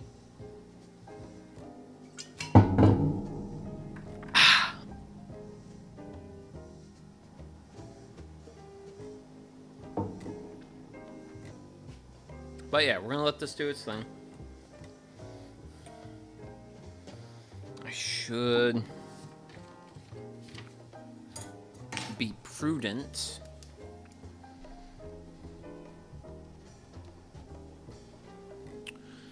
And make sure I mark my boil start time. Because it's very important for me to mark when the boil starts.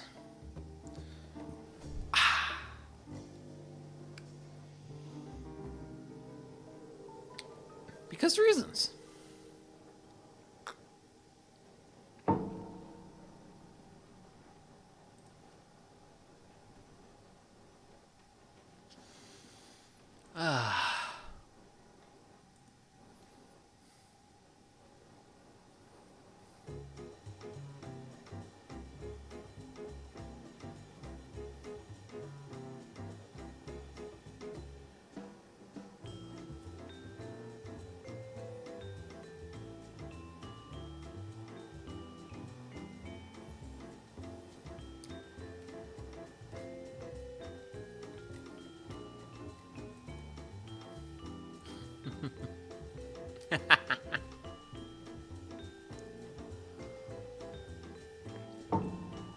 Actually, how much beer do I have left?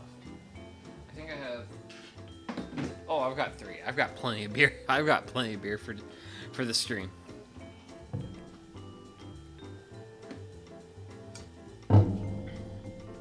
I am not going to run out of beer by any means.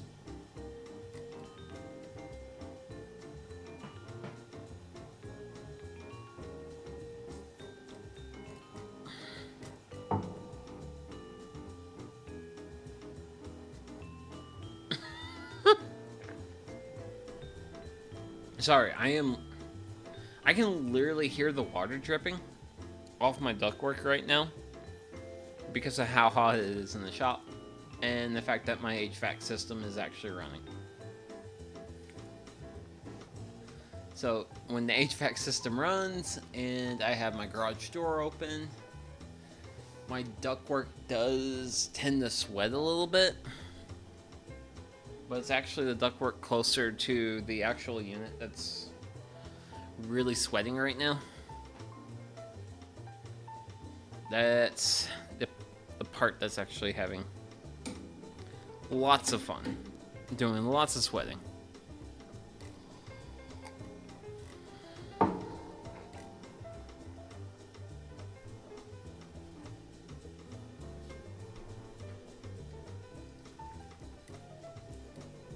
Get a little bit more word out of this,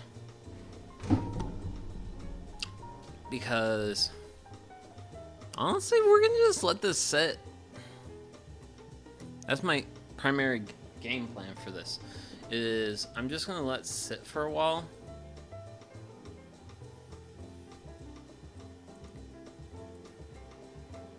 Let it do its thing, and eventually I'm going to take this, set it to the side down here, and then I'm going to empty it of all the stuff it contains. Mostly spent mash grains. But we've got a lot of boil left. A while to go. And we're just gonna let this honestly just do its thing, because like that's just what the boil does. Is a thing, it does its thing. That's, you just let it ride.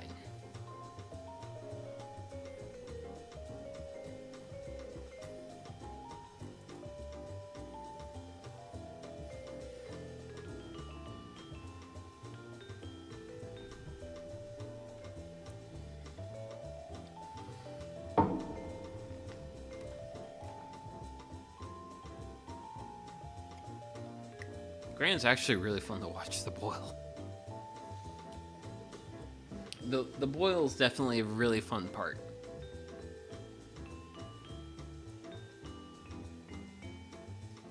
Because what we're looking at right now is the hops. Well, the flavor of the hops is becoming incorporated into the wort, which will eventually soon become beer. Is what we're watching.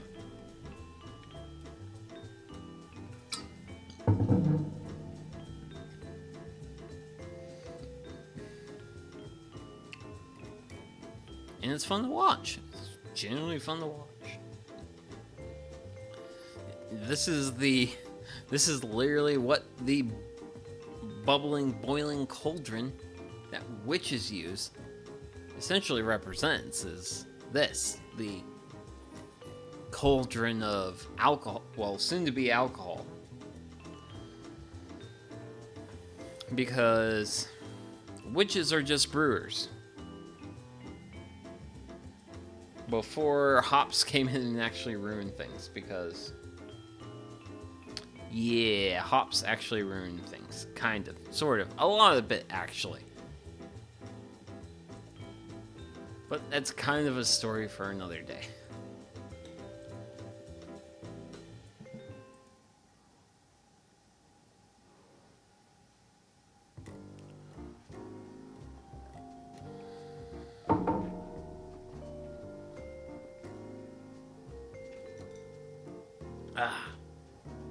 But yeah. Granted, I am finally starting to actually get tomatoes. Granted, I only have green tomatoes so far. Don't have red ones just yet. Still waiting on them to kind of ripen up a little bit more and color up. Which hopefully I should be getting like decent levels of tomatoes. Even though I think this year might be my worst year yet for tomatoes. Which is kind of like a big sad. It's a big sad for tomatoes this year.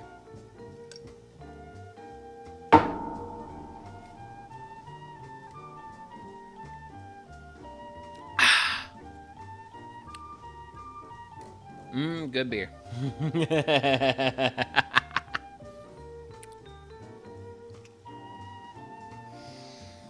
Whew.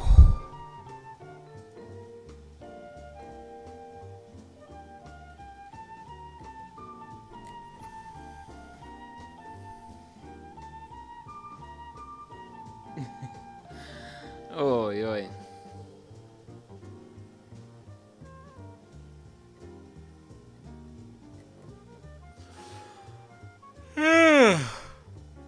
Oh my goodness.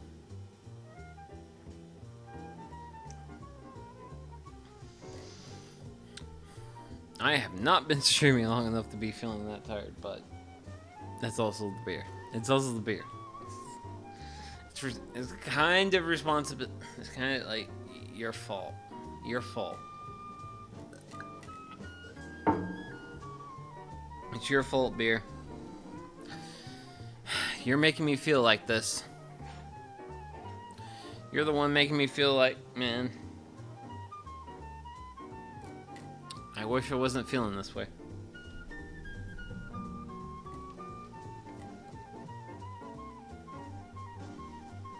Granted, I gotta say, I probably pretty much have nailed the amount of water I threw at the mash tun. Cause, yeah, we're still at a solid 5 3/4. We're a half, not a half hour, but a quarter an hour into the boil, so doing pretty well. Doing quite well.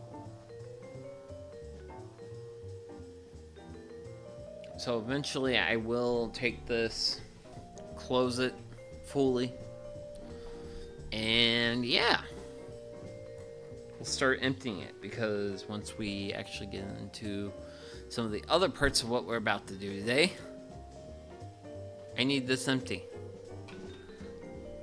Like when we're trying to chill the wort down. Because when I'm trying to chill the wort down, I want this to then be empty. So that way the hot water can go into here, and I can use that water to clean up.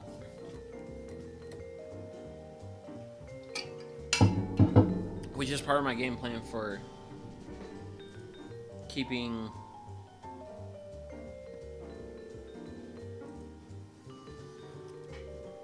all my...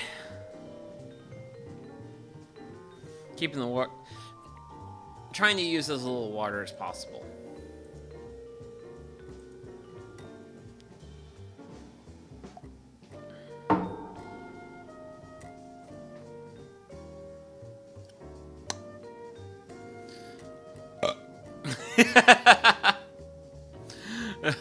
Oh, man.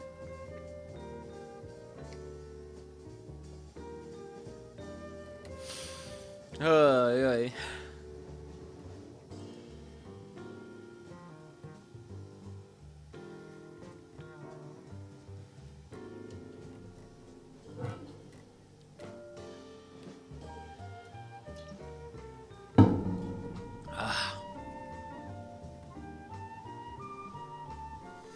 But yeah. So, sorry that I'm a little bit on the lower side of energy today, but that's also because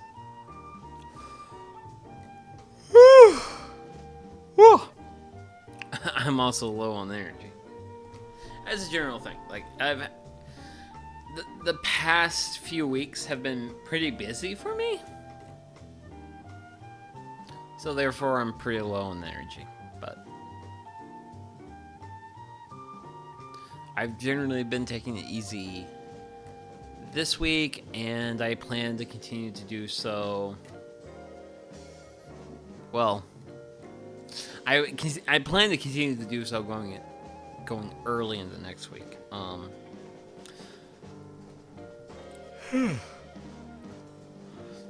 Early next week is gonna be chill, but past that,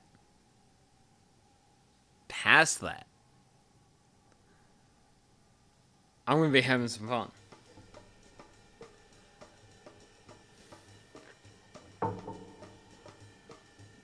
And part of that fun is agriculture. Lots of it. Because I have canceled stream a couple times, and I've had to shuffle stuff around because of IRL responsibilities and what have you. And I do genuinely feel bad about that. So I kind of want to do a little bit of something to make up for it. And the better part of that is what it's ultimately going to be is...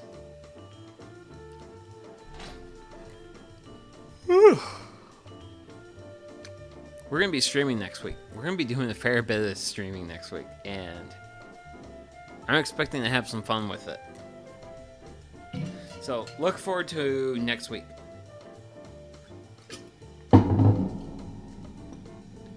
Even though what's going to be the Blackberry wine streams, those are going to be a little bit more chill as far as the length of stream, what I'm doing, all those things. Because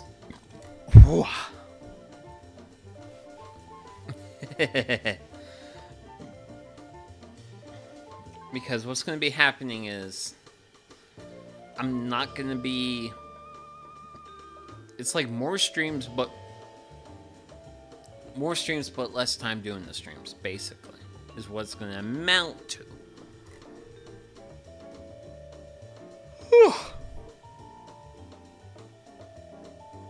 But yeah, it's going to be something like that.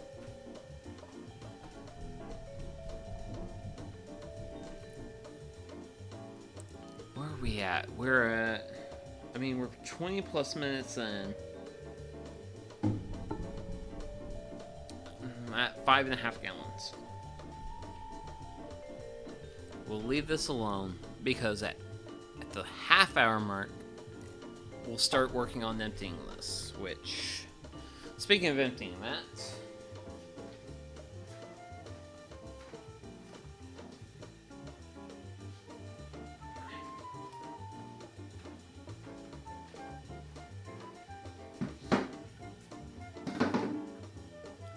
I'll set this stuff up. I'll have this ready.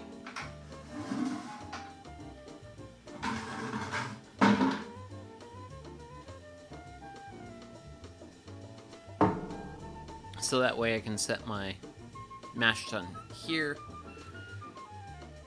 and empty it out.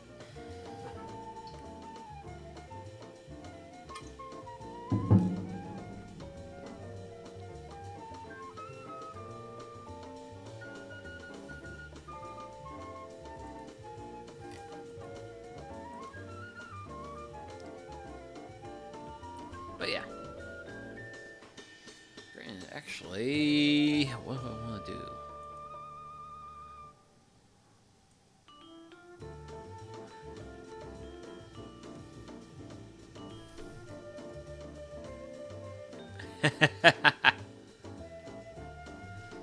You know what? That'll work.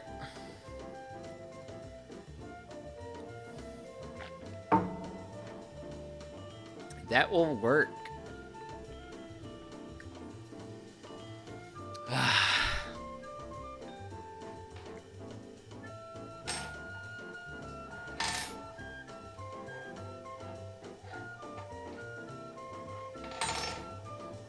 Okay.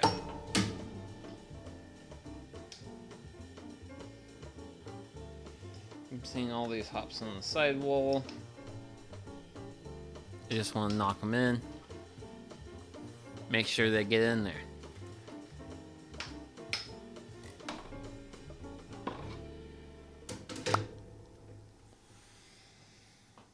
Whew.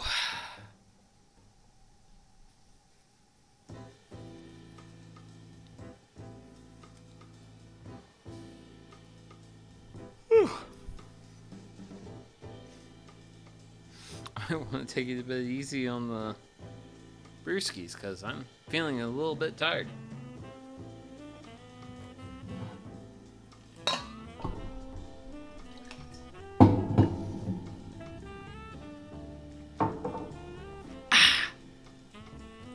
But you know what? That's fine. That's fine. Because I'm just VTubing my solo life hobbies in my 30s. Like beer brewing.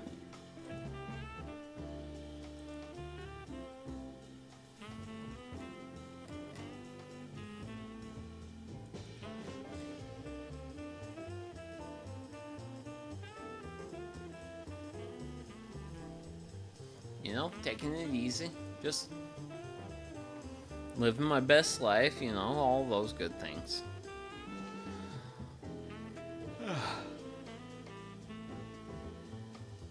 Whew. Whew. Grant, I'm sorry for the yawning.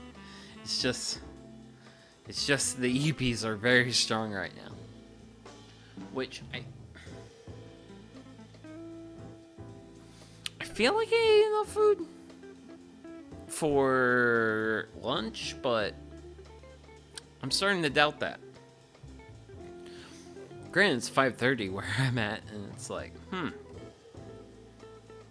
a little bit hungry, but not particularly so. So it's like, can I eat food? Yeah. Do I need to eat food? No. No. I don't need to eat food just yet. Granted, I am looking forward to having a salad here later.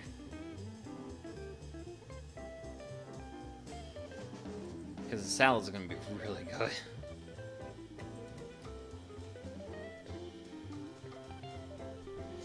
And that's my big game plan as far as like food for this evening. Is having a good salad.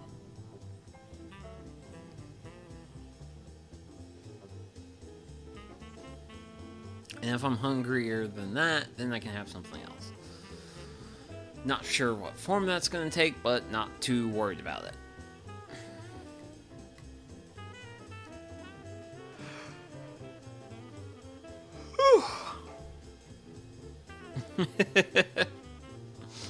Wait.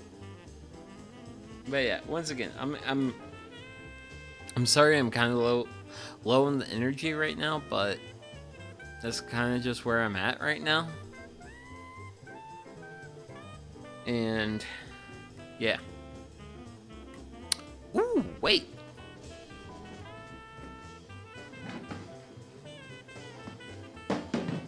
I remembered I prepared a non-alcoholic option for today. So this can give me something to drink, but also no EPs. No EP. No, not a significant source of EPs.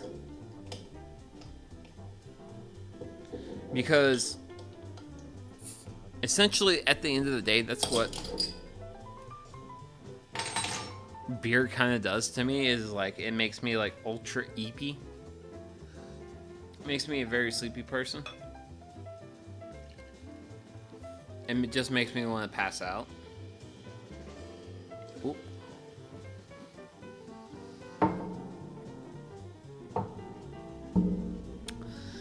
Ah, that's the ticket. Okay. So we don't have much in terms of... I'm just going to tilt this and leave it tilted for a while without going in.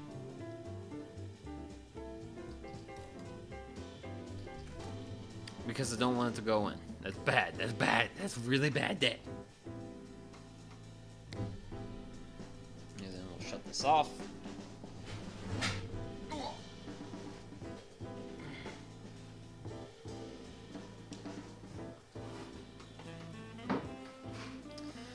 And then we have it here.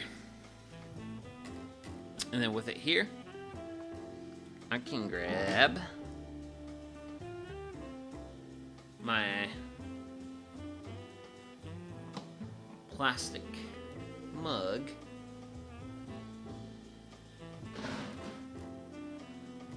and empty this.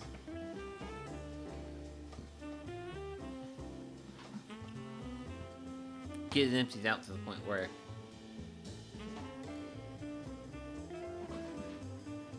we can throw some water at it.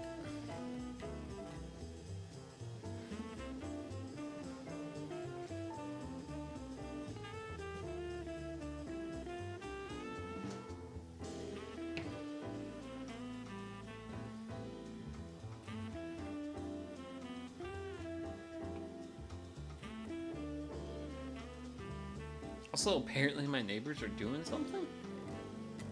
But I don't know what my neighbors are doing per se, because I'm hearing sounds. But I'm not sure what they're doing exactly.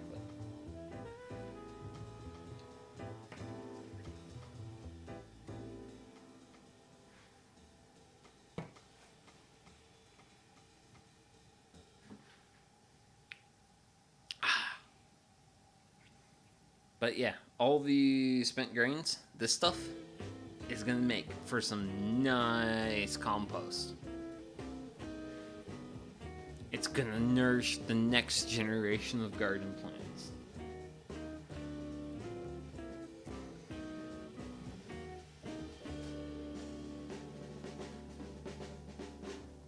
Or at least that's my game plan for it.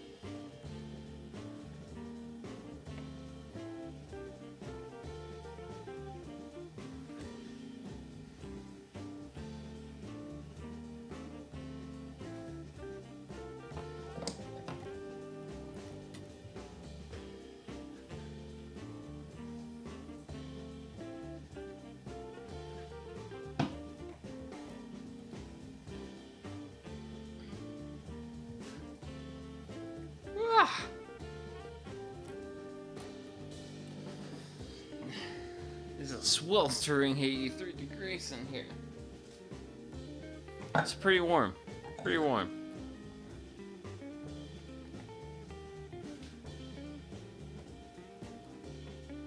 Maybe not ultra warm, but pretty warm.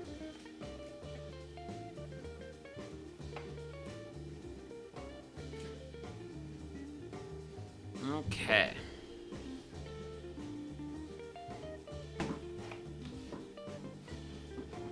Come here. Oh, oh, oh, oh, oh.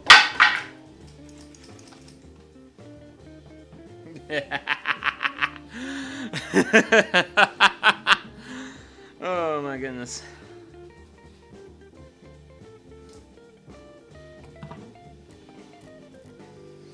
Yeah, but this was not fond of how I was cleaning it out. But I don't care what it thinks. I'm gonna clean it out anyway.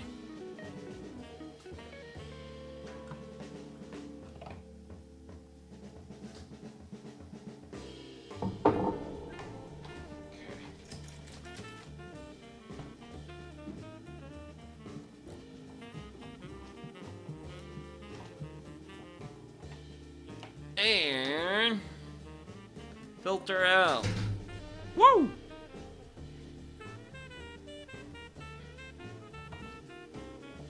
That's taken care of.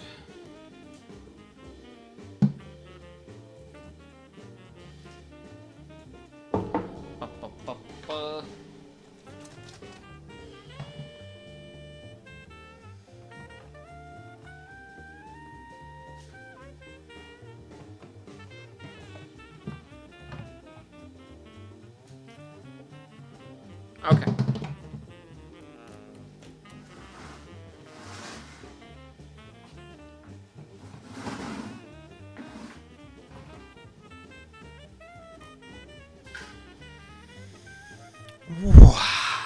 Wah. Wah. Okay. That's taken care of. The mash tun's empty.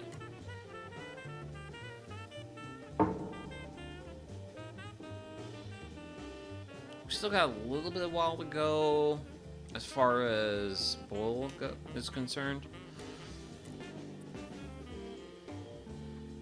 Because we have like 25 minutes left, and I don't have any more ingredients to add till the 10-minute mark. So I'm going to go ahead and throw on the BRB screen, and I'm going to use the little homesteader's room, and I'll be right back.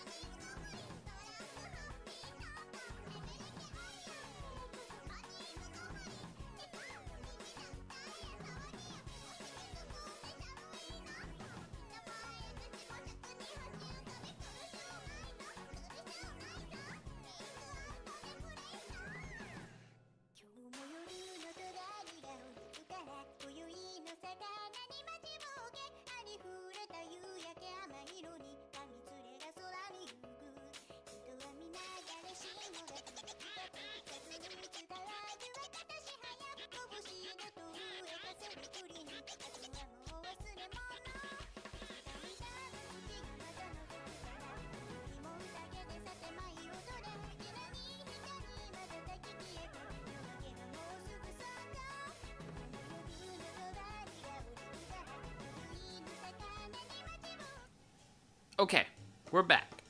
So, bull's still occurring.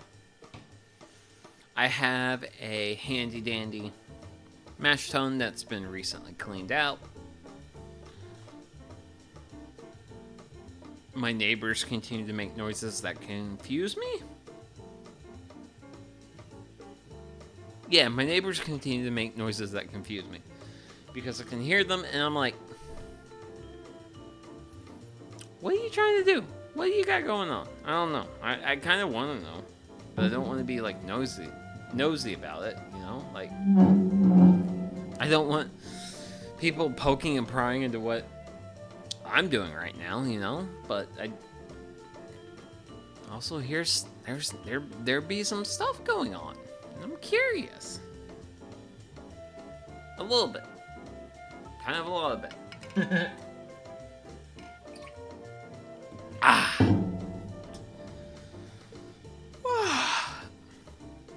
So we still got a little bit of time left until we actually start getting into our...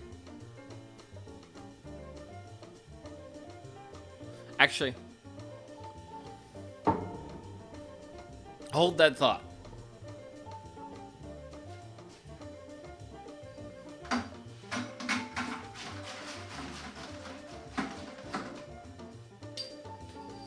Okay, so what has just transpired is I've taken my work chiller and I've put it in my sanitizer bucket.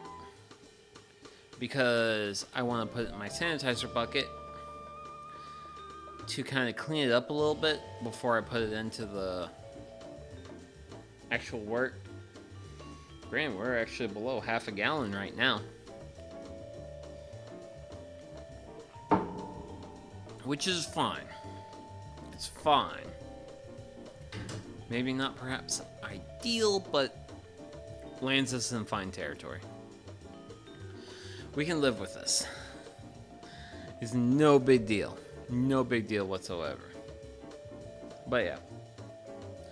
So. No, it won't be this time next week. Well, not the time it's currently. But early 1 week from now. Ish. Next Sunday. At my usual time, which... Yeah, I'm definitely streaming a little bit outside my regular times, but if I stream right now, then I can do what I need to do, balance my IRL responsibilities, and then have some time to unwind at the end of the day, which is kind of my big motivation to be streaming right now, even though it's a little bit outside of what I usually do. So, I apologize greatly to anyone in the VOD gang. Sorry for things being what they are. But, like anyone else in the world, I have, like, all the various responsibilities I gotta balance. So, it is what it is. I need some water.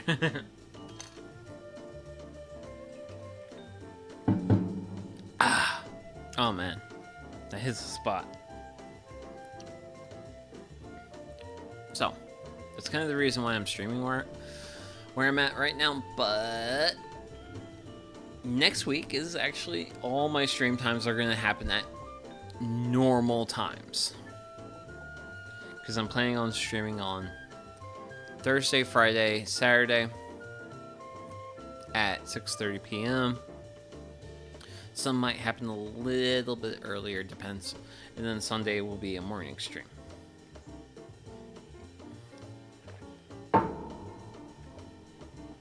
At the more usual time.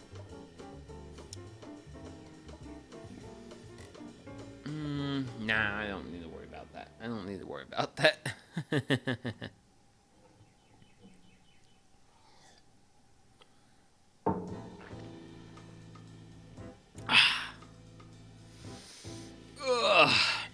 But yeah, I hope everyone out there is having as good of a weekend as I'm having. Which I'm having a pretty good weekend, considering one of the main themes of this weekend has been Oh no, I'm behind on anime and I need to play catch up. Specifically, I'm behind on Apocryphy Diaries. Because when I went to hang out with my friends in Lexington last weekend, one of my friends was like, "Hey, Sugi, you caught up in the Apocryphy Diaries?" And I'm like, "Yeah." And he's like, "Da da da." And I'm like, "Wait, what?" He's like, oh, "You're not caught up." And I'm like, "Was Apocryphy Diaries a 2-core?" And he's like, "Yeah." And I'm like, I'm a whole season. Well, I'm nearly a whole season behind. I've been doing a little bit of like playing catch up. I'm getting there. I'm really getting there. I still have a little ways to go, and it sucks because like this season of anime's got quite a bit of good stuff. Like I'm enjoying what's come out so far, and sorry. Okay, neighbors. But yeah. Dr. Stone has a new core this season. I was not expecting that. Because I wasn't expecting that until fall. But apparently the core is happening now, and it's like, okay. I like Dr. Stone. I'm okay with that.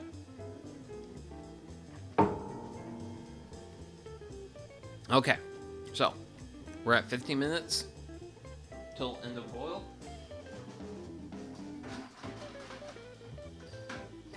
So we're gonna take our handy dandy mash tun, not mash tun, but wort chiller. And the handy dandy wort chiller is gonna go into the brew kettle. And as you can see, the boil's dialed down.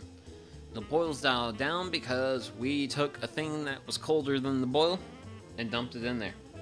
But it's still boiling. It's still doing what it needs to do. No big deal there. But yeah, we're getting into a bit of the what can be seen as the home stretch.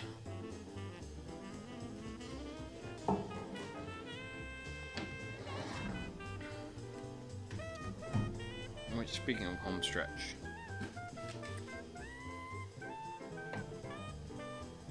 because I want to be prepared for the home stretch,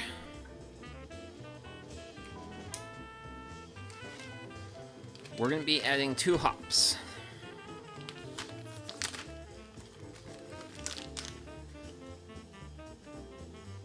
We're going to be doing a 1/2 ounce of the Simcoe and a 1/2 ounce of the Cascade.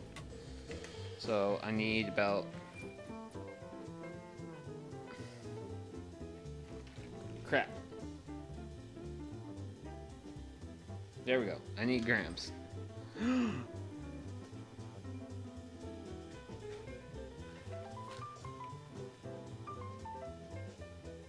My grams are horribly off. I know the grams are horribly off. That's not 5 grams of hops.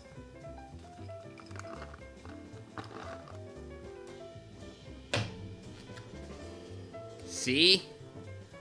7. Then we tear it. Okay. So we're at 0 grams now.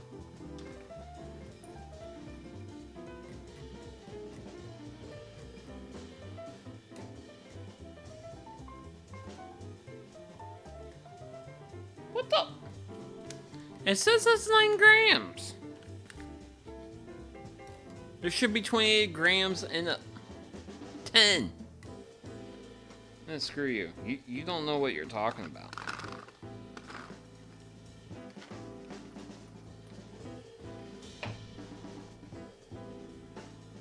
Now it says negative 16. My gosh, like, make up your dang mind.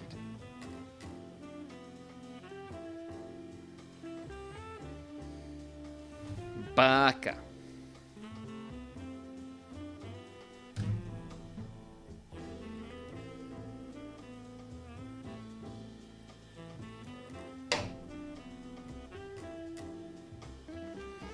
Okay.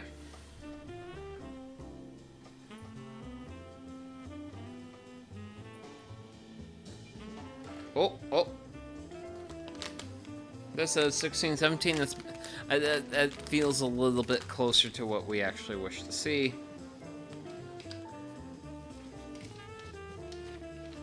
Whoa.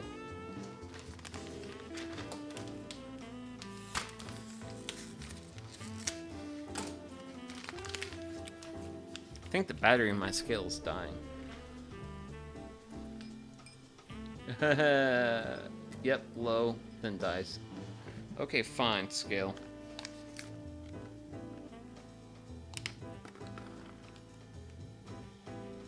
I'm gonna just pick a few hops out. That's fine. But that's gonna be our hops.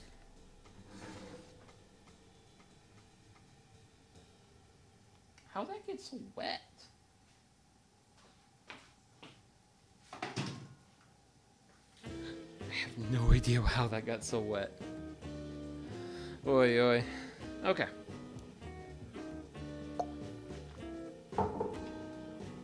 In a little while, we'll be adding these to the wort. I'm going to appreciate their smell for as long as I can.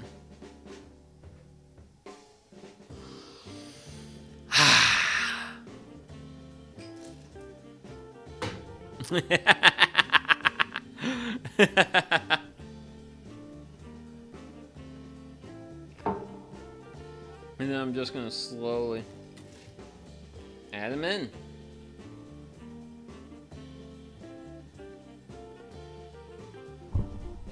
Okay. Got a little bit of that hop green on me. Yikes! Oh, the things I do to have hop flavored beer, man. Put myself through too much. I'm putting myself through way too much. So, we're in our final, actually about 9 minutes, so the boil. So we'll finish up the boil and we'll get into actually doing chill. We'll prep yeast. And then we'll be good. Like we're really getting to the finish line.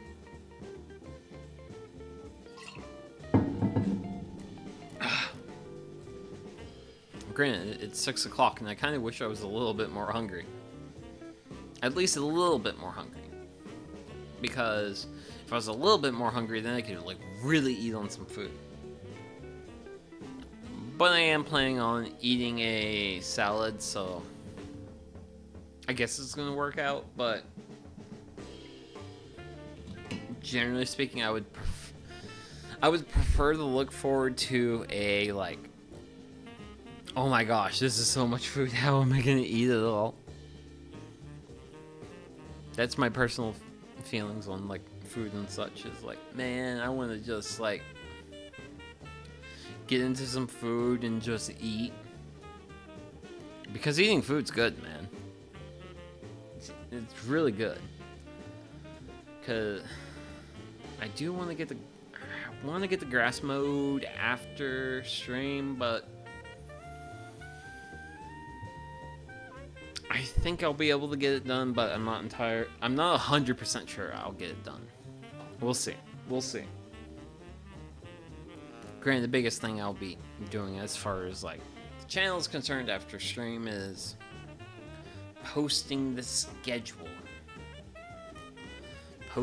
Which actually, why not?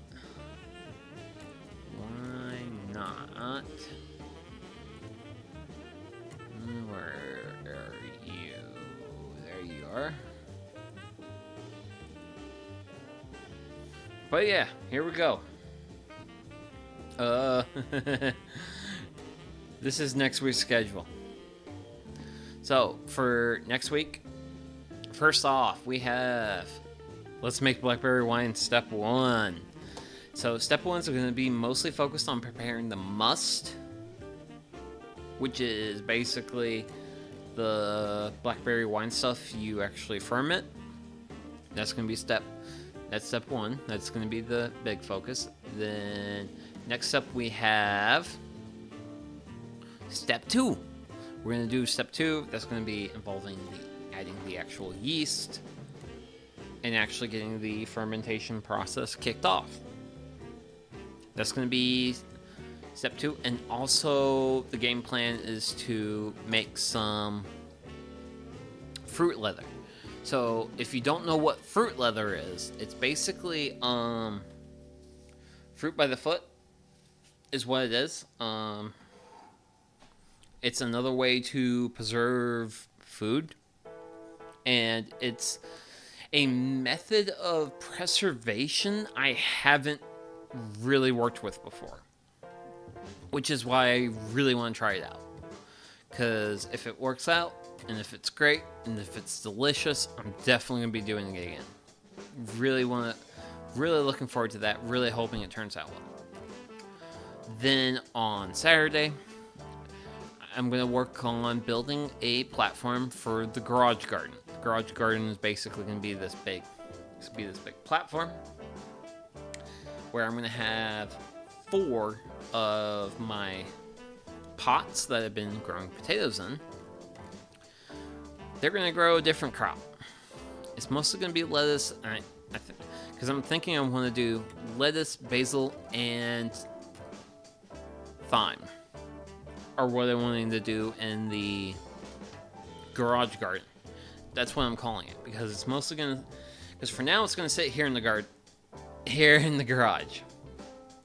And the reason I'm doing that is because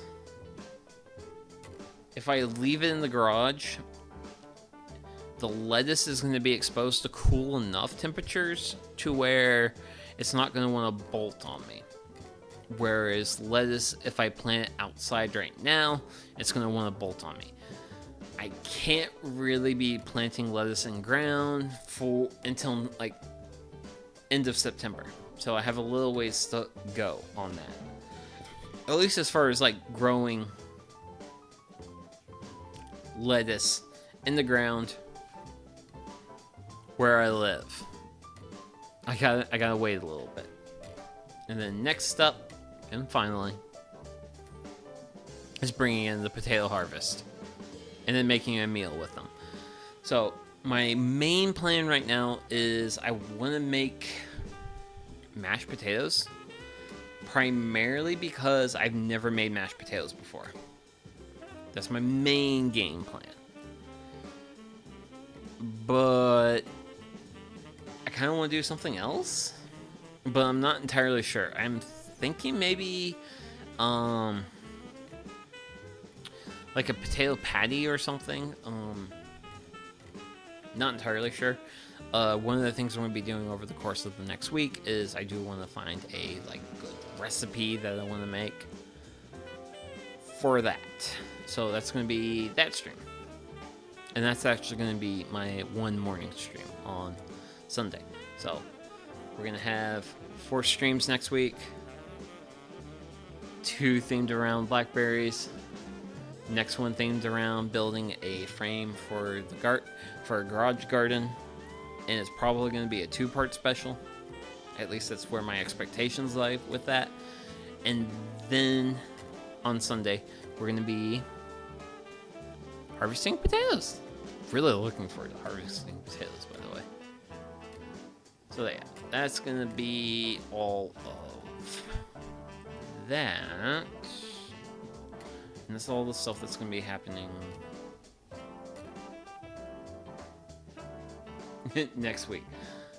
Where is it? There you are. There you are. There you're just stored where you need to be stored. I'm not gonna worry about that. I'm not gonna worry about that. Okay. I'm gonna have a sip of water here.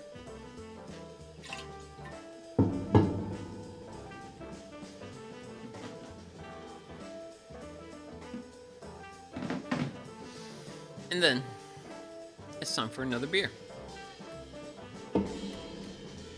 Because yes, I am going to definitely be having plenty of beers during a beer brewing stream. That's per the point of the beer brewing stream. Oh.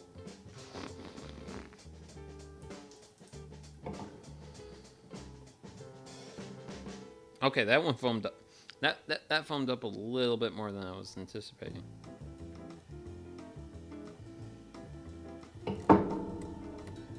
Okay. So we got a minute left on the boil. Once that minute's up, boil's gonna get cut off. We're gonna start chilling it. We're gonna actually try to start getting things around here to a more appropriate temperature.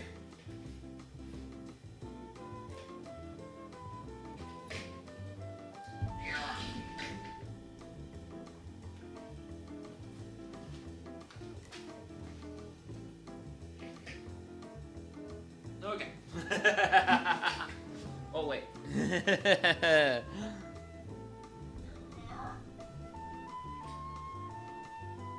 need that PVC to be at just the right spot.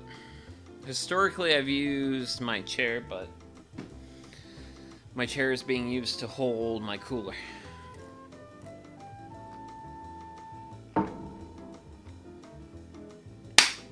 We're done.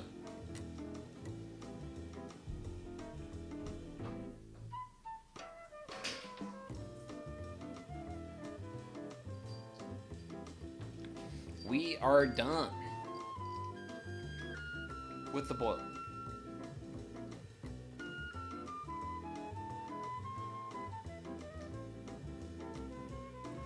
So I just need to hook up my wort chiller.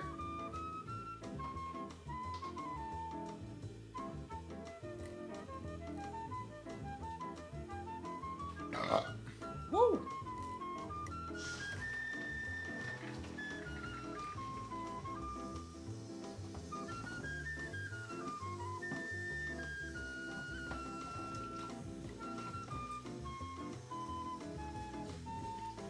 And I now have a garden hose that I cannot let go of. Yippee! But you know what? Cheers.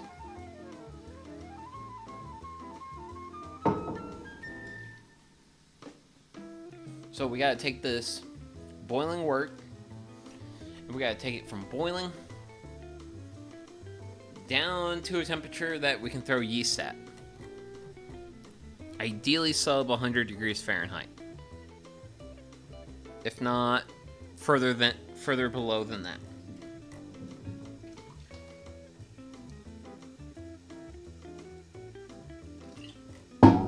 Which, granted, it's actually not too hard to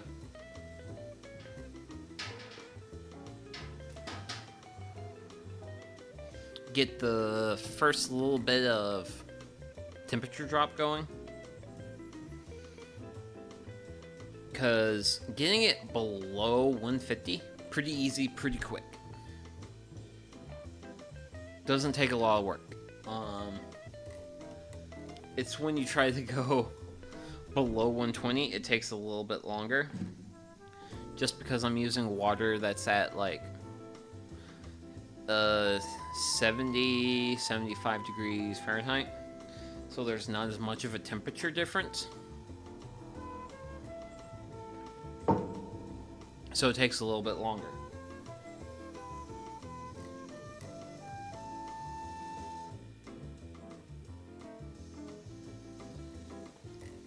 I'm also trying to restrain the flow rate. And what happens when I restrain the flow rate is the water spends a little bit more time in the copper coil.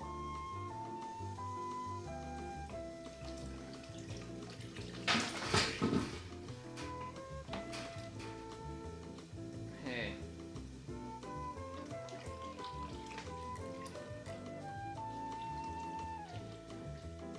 Okay, give me a minute.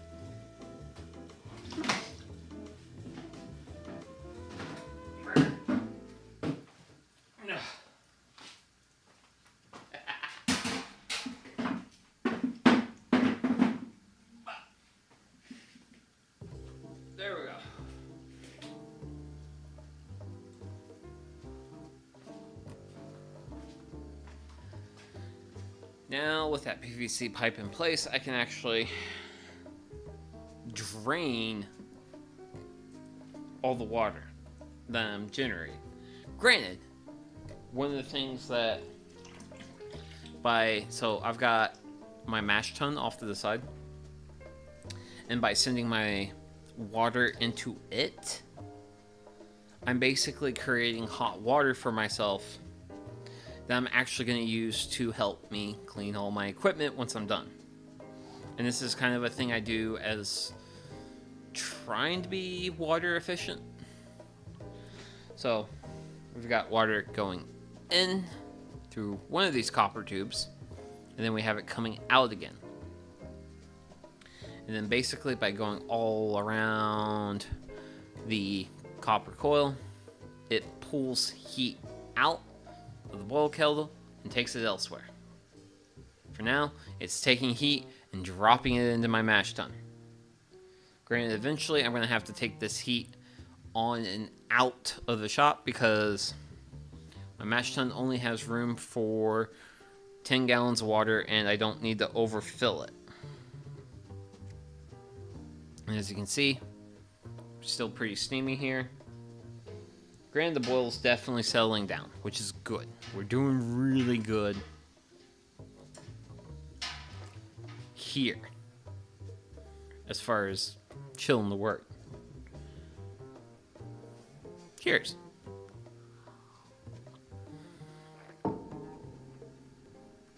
And with progress happening here, this is the strike water that I prepared earlier. That's basically chilled down to roughly room temperature.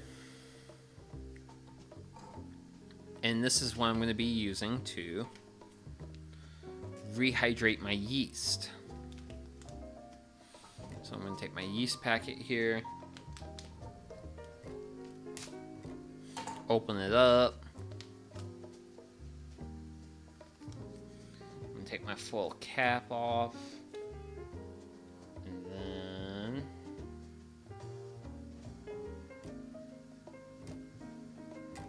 I'm going to get my yeast in here. And now what this is going to do is it's going to rehydrate the yeast. So basically, yeast gets dehydrated, kind of put to sleep. Well, we want to take this yeast and put it to work.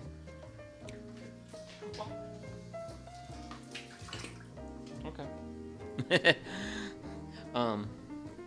So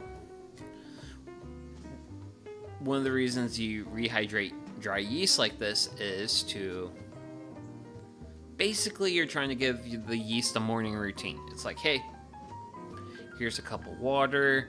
Here, have yourself a little bit of a light breakfast, stretch a little bit, do what you need to do to kind of like get up and going before we put you to work. Because when the yeast gets put to work, it goes in here. Well, it doesn't go in here. It goes in the... It goes into the fermenter, which is over here. It's on the other side of the world from where I'm at. But that's what we're doing here, is we're trying to kind of be like, hey buddy, wake up, here's a glass of water, give yourself a nice, go through a nice stretch routine, do what you need to do, get woken up, get kind of be like, okay, are you feeling good? Great, because I need you to make some alcohol for me. And that's what we're trying to accomplish with what we got going on here in the little like science beaker experiment, is we're rehydrating the yeast. We're waking it up. We're getting it to a point where this yeast is ready to do its job.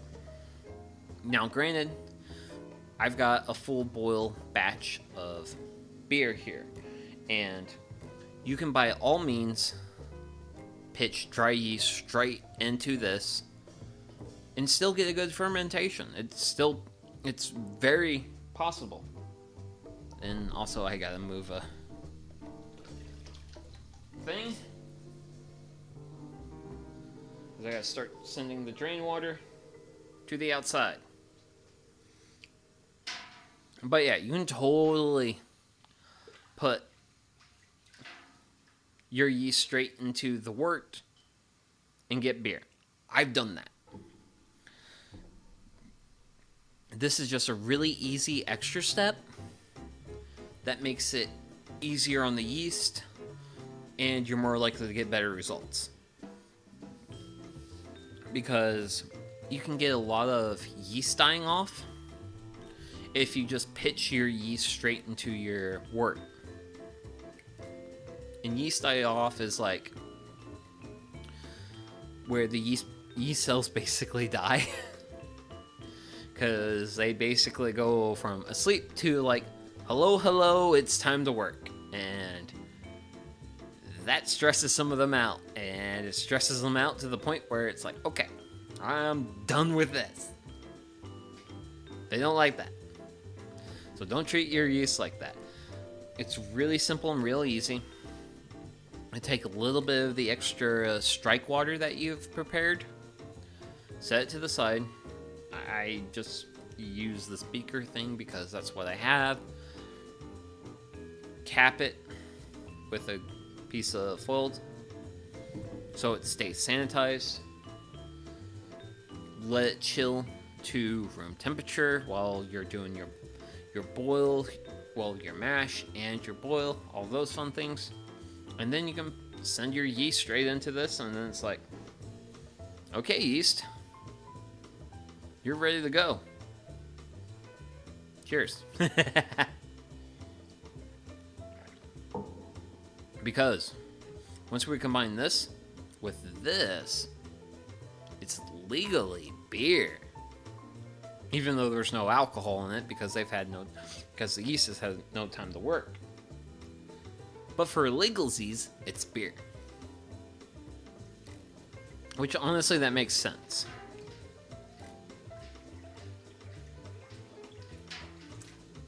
Because there's actually parts in South America where they'll actually like take a little bit of wort and they will actually give that to pregnant women as like a nutritional drink, which wort has a lot of nutrition in it. It has lots of vitamins and minerals from the barley grains and has a lot of sugar. Mostly a lot of sugar. And that's also another, and it's kind of one of those things where it's kind of like milk from the good old days where it's like, okay, this is the thing you have, you can consume it, but you best consume it sooner rather than later because this has like no preservation power whatsoever. Which is why we make beer. Beer has preservation power. We're using hops, which assist in the preservation of the beer. We're using yeast, which are going to make alcohol, which assists in the preservation of the beer and keeping those baddies out. Whereas just straight wort doesn't really cut it. So yeah, a little bit of factoids on that. I want to check on the temperature of this. So this is, at least as far as the rim of my brew kettle is concerned, I can touch it, which is a good sign. We're moving in the right direction. And then I look down below. So currently the wort's at 120 degrees Fahrenheit, which is way too hot. It's too hot for yeast. Yeast do not like temperatures above 105. I'm going to go ahead and give this a nice swirl. Get a little bit of oxygen dissolved into the water a little bit. We're going to let this sit. And then this is probably going to get swirled quite a bit. I'm at least 10 minutes away from being able to take my wort and put it into my fermenter. Because I need this to chill down to Some people recommend going as low as like 80 or your like final fermentation temperature. By all means, you can do that. If you do that, you're going to be sitting on your thumbs forever. I don't want to sit on my thumbs forever.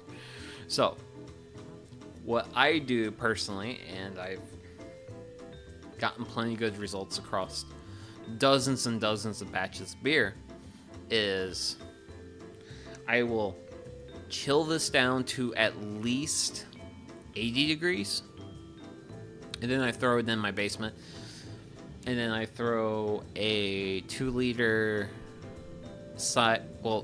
volume size block of ice at it, like on top of the fermenter lid. And then that's usually enough to chill it down to a good temperature for fermentation. Because you don't want to hold the temperature at like 80 degrees or something. Now, granted, my basement's like 68 degrees Fahrenheit. Yeah. Which, that's a pretty reasonable temperature for fermenting. Which, if I look at this yeast packet, what do you say? So, temperature range. Ideally, 18 to 26 degrees centigrade. In Fahrenheit, that works out to 64.4 to 78.8. My basement's at a perfect temperature to ferment this. Maybe a little bit on the low, but that's fine.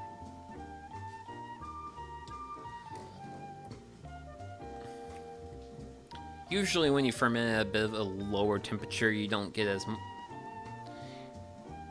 many like off flavors, which, depending on the beer and the yeast you're using, is either a good or a bad thing. It comes down to what you want to make. But I'm going to be doing a lot of grabbing the wort chiller, swirling the wort, basically because I want to keep like exposing fresh wort to surface area on the chiller to keep chilling the wort, because right now it's too warm, which we're still above 100 degrees Fahrenheit. So we still have a little bit of ways to go, but you know what? That's kind of just where we're at right now. This is kind of like the last stretch as far as brewing is concerned. We want to chill this down. We're going to take this. We're going to rack it into our primary fermenter. We're going to add our yeast to it. Then we're going to put our lid on. Then we're going to finish off with our airlock. And we're done. As far as working with the stuff that's eventually going to become beer, we're done at that point. I still have containers to clean up at that point. I still have things to clean.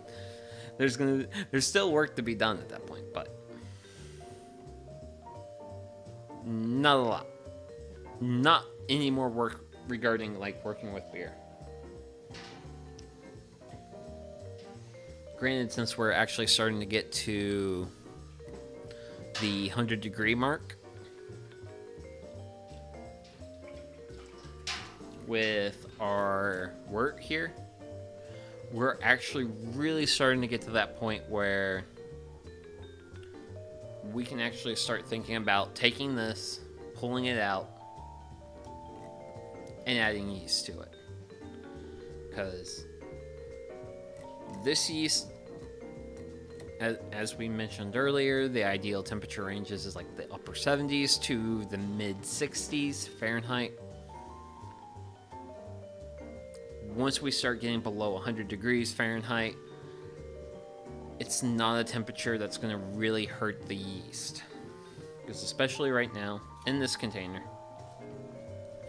I don't know, kind of warm? Nah, it's kind of room temperature. Feels pretty neutral. Granted, the room temperature right now is like, ooh, it's 81. It's actually cooled off. It's cooled off a nice little bit. Big cheers to that. I will take that. I will take a nice, like, okay, it's been warm. It's now going to actually cool down. And apparently Mother Nature wants a storm. Because I hear thunder and lightning happening outside. Hopefully it doesn't do anything too crazy, because it would be a real shame to be like, okay, we are almost done today, and then stream dies. Ideally, that doesn't happen. I don't want that to happen. We've come so far.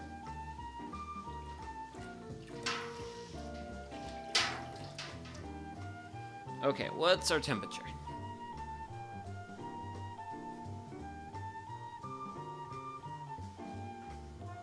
So we've just hit 100.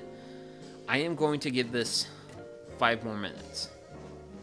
I'm going to give it 5 more minutes with the wort chiller. Whatever temperature we get, that's what it's going to be. I'm not going to worry about it because, well, I've been streaming for 3.5 hours, and that's plenty enough streaming. I mean, well, I could keep going, but I feel like by the time I end stream and get my basic cleanup done, I'm gonna be like really hungry. I'm gonna be like really hungry. Ooh. Let's pour the rest of that beer in there. Woo! Cheers.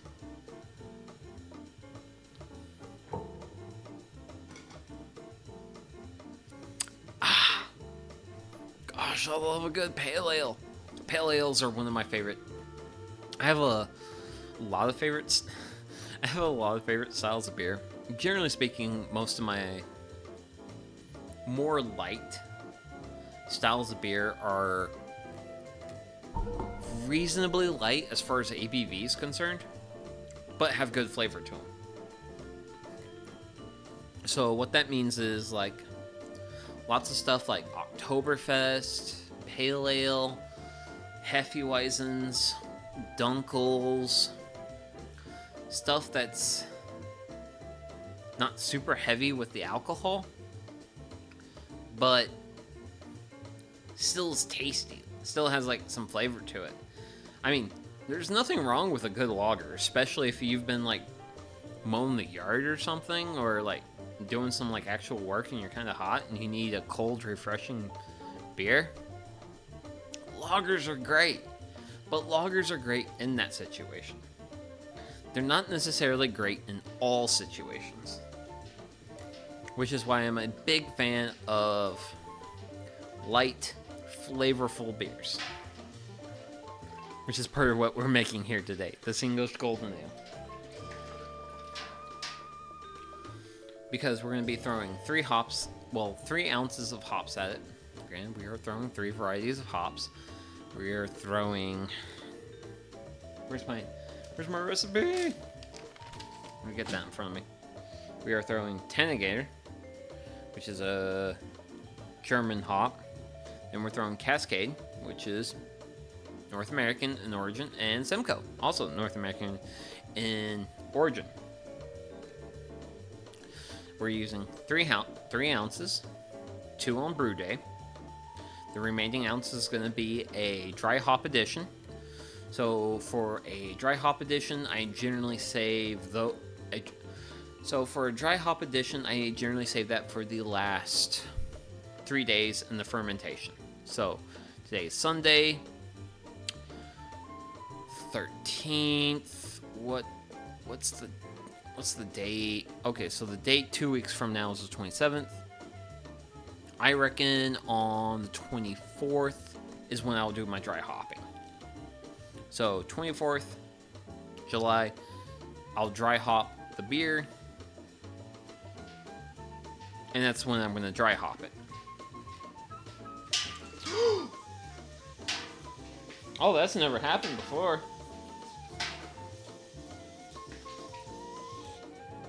Okay, well, it's forced my... Oh, that's forced my hand. But you know what? We're below like 100 degrees by a mile. Great, that's never happened before. So what happened is my tube came off my copper. That has never happened before. Not once. But this is also like this is my 60th time brewing beer, so first time for anything. So I need to move some stuff out of my way. Get some energy beer. And I need to grab my ferment. Hello, fermenter. So I'm going to take my stir stick. And I'm going to stir the ferment. So for those who are not aware, I have 2.5 gallons of sanitizing solution in here. And the whole purpose of me stirring the sanitizing solution is to basically sanitize not only my handy dandy stir stick, but also really foam up the sanitizing solution and get to really sanitize my fermenter. So I'm going to take my sanitized stir stick and drop it into my wort. Now, what I'm trying to accomplish right now is a really, really aggressive whirlpool.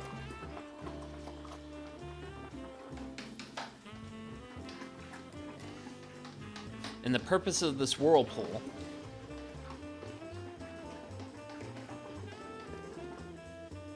there, we'll call it, is I've thrown some hops at this. I've thrown 2 whole ounces of hops at it.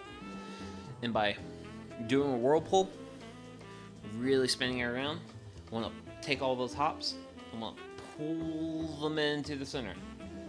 So that way when I take the beer out, I leave all my hop debris behind. If I have a little bit left, if a little bit gets into the fermenter, no big deal.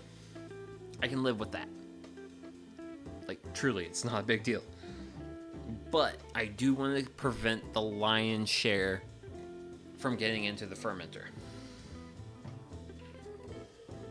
Now, this is where I'm going to take one of my pitchers that I was using to recirculate my wort earlier.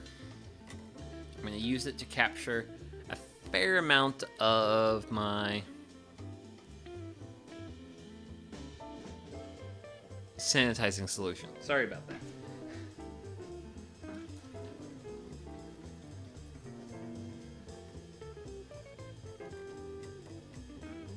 Ugh. Okay. So I've got a fair amount of sanitizing solution here. That gets set off to the side.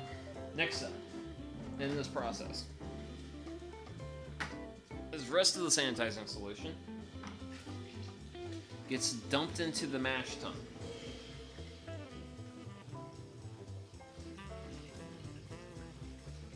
For cleaning purposes.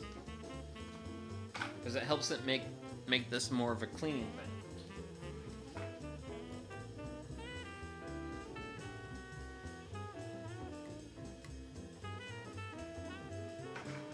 And I still have sanitizing solution that I need to do something with. So I'm gonna go over to the roundabout outside and I'm gonna dump this.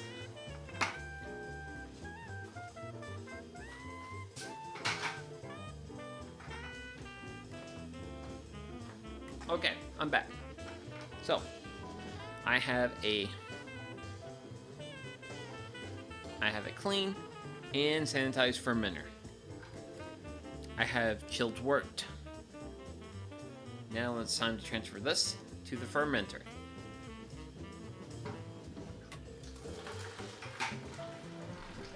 So, a big pro tip is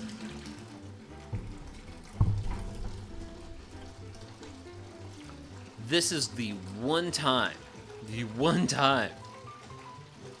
when you're on the cold side of the process where you want to expose your liquid to air. The reason for that is the yeast here, in order for the yeast to make more yeast, they need oxygen.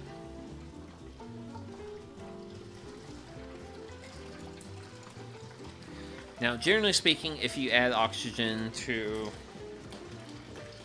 your beer, it's bad, because oxygen is a very reactive molecule. And when a reactive molecule gets into your good stuff that you want to be at, like, whatever level you have it at, that's an undesirable outcome. So, we don't want that. But we want oxygen at this point, which is why I have my fermenter way down here, and I have this long string. The purpose of it is I want to expose as much surface area of this wort to oxygen as possible. Exposing it to surface area makes it able to pick up oxygen molecules to dissolve into it, and then there's oxygen there, so that way when I throw these yeasty boys in, they can take those oxygen molecules and make more of themselves. And that is the only time, this is the only time that we're trying to put oxygen into our beer. Just an aside chemistry thing.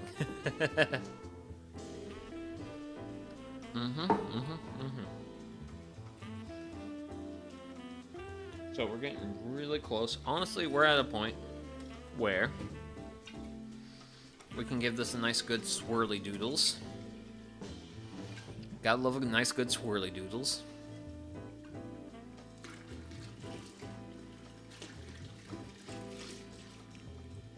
And we've now added the yeast to the wort. This is now as far as the United States government of the U.S. federal government is concerned. This is legally beer. This is legally beer. Even though there's technically no alcohol in it at this point, because the yeast haven't done their job yet. So it's at this point, I grab my boil kettle and I tip it. The purpose of tipping it, I want to bring more of, there's a lot of fermentable liquid in here, and I want to bring that into my fermenter.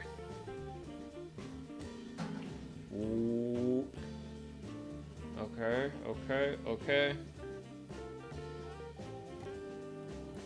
And then I'm going to call that. And then I shut it off, hit the ball valve. And as you can see, I do have liquid left, but as you can see, there's a lot of green stuff. This is all hops, by the way. We're trying to keep all the debris in here. We're trying to have clean goodness in here. And with all that, I grab a lid.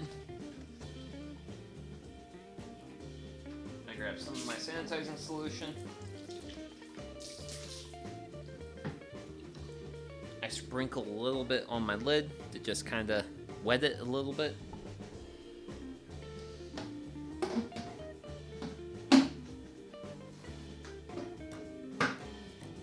And then the lid gets affixed to the fermenter. Now next, I take my airlock. So what this is it's 3 pieces of plastic. Real simple stuff. So it has a main line, has a main vessel, stem. The stem's going to go in that black grommet you see down there below. And there's this little fill line on it. The fill line, this is where you want to put your sanitizing solution in. Up to that line. Not more than that. And then when you add the secondary piece, what that secondary piece is going to do is when the yeast makes CO2, which it's going to do, ideally, if you get a good fermentation, it's going to push this up, and it's going to let the gas escape, but it doesn't let air get in. So we're basically creating a one-way trip for air to get out, but not into the fermenter, is what this is. And then this cap is just to hold that second part in place. So I'm going to take this cap off, take my second piece out, and then I'm going to fill this up.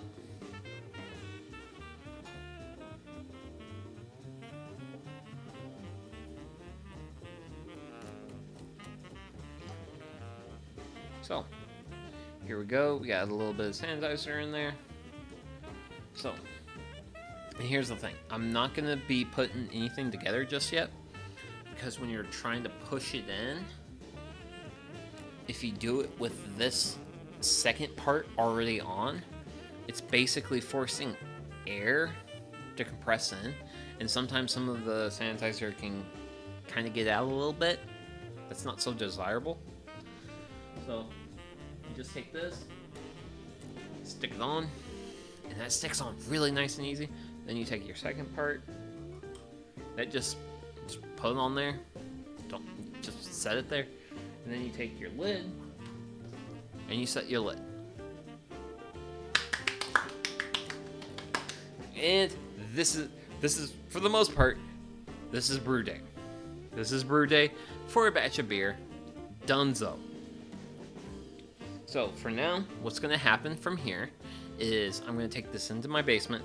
I'm going to throw a little bit of ice around it, just to make sure I cool it down a little bit closer to the temperatures that make this yeast happy. Because when this yeast is first introduced into this wort, there's a lot of sugar to be had at. And that yeast has got a lot of work to do. And when the yeast does a lot of work, it generates heat. So you want to be, I reckon you want to be a little bit closer to the bottom level of the range for the yeast as far as temperature is concerned. So I would say for this, you definitely want to be like in the upper 60s, since you can go as high, because I think you can go as high as 78 ideally. Yeah, 78, 79. So like low 70s, high 60s Fahrenheit. Really good place to start for this beer. The basement is the basement is actually at that temperature range, but I am going to have a little bit of ice. Then I'm going to place around it, and then I'm going to cover that area with a piece of cardboard to kind of hold that cold air there. And that's how I'm going to get this fermentation started. And then I'm just going to let it do its thing for a while. I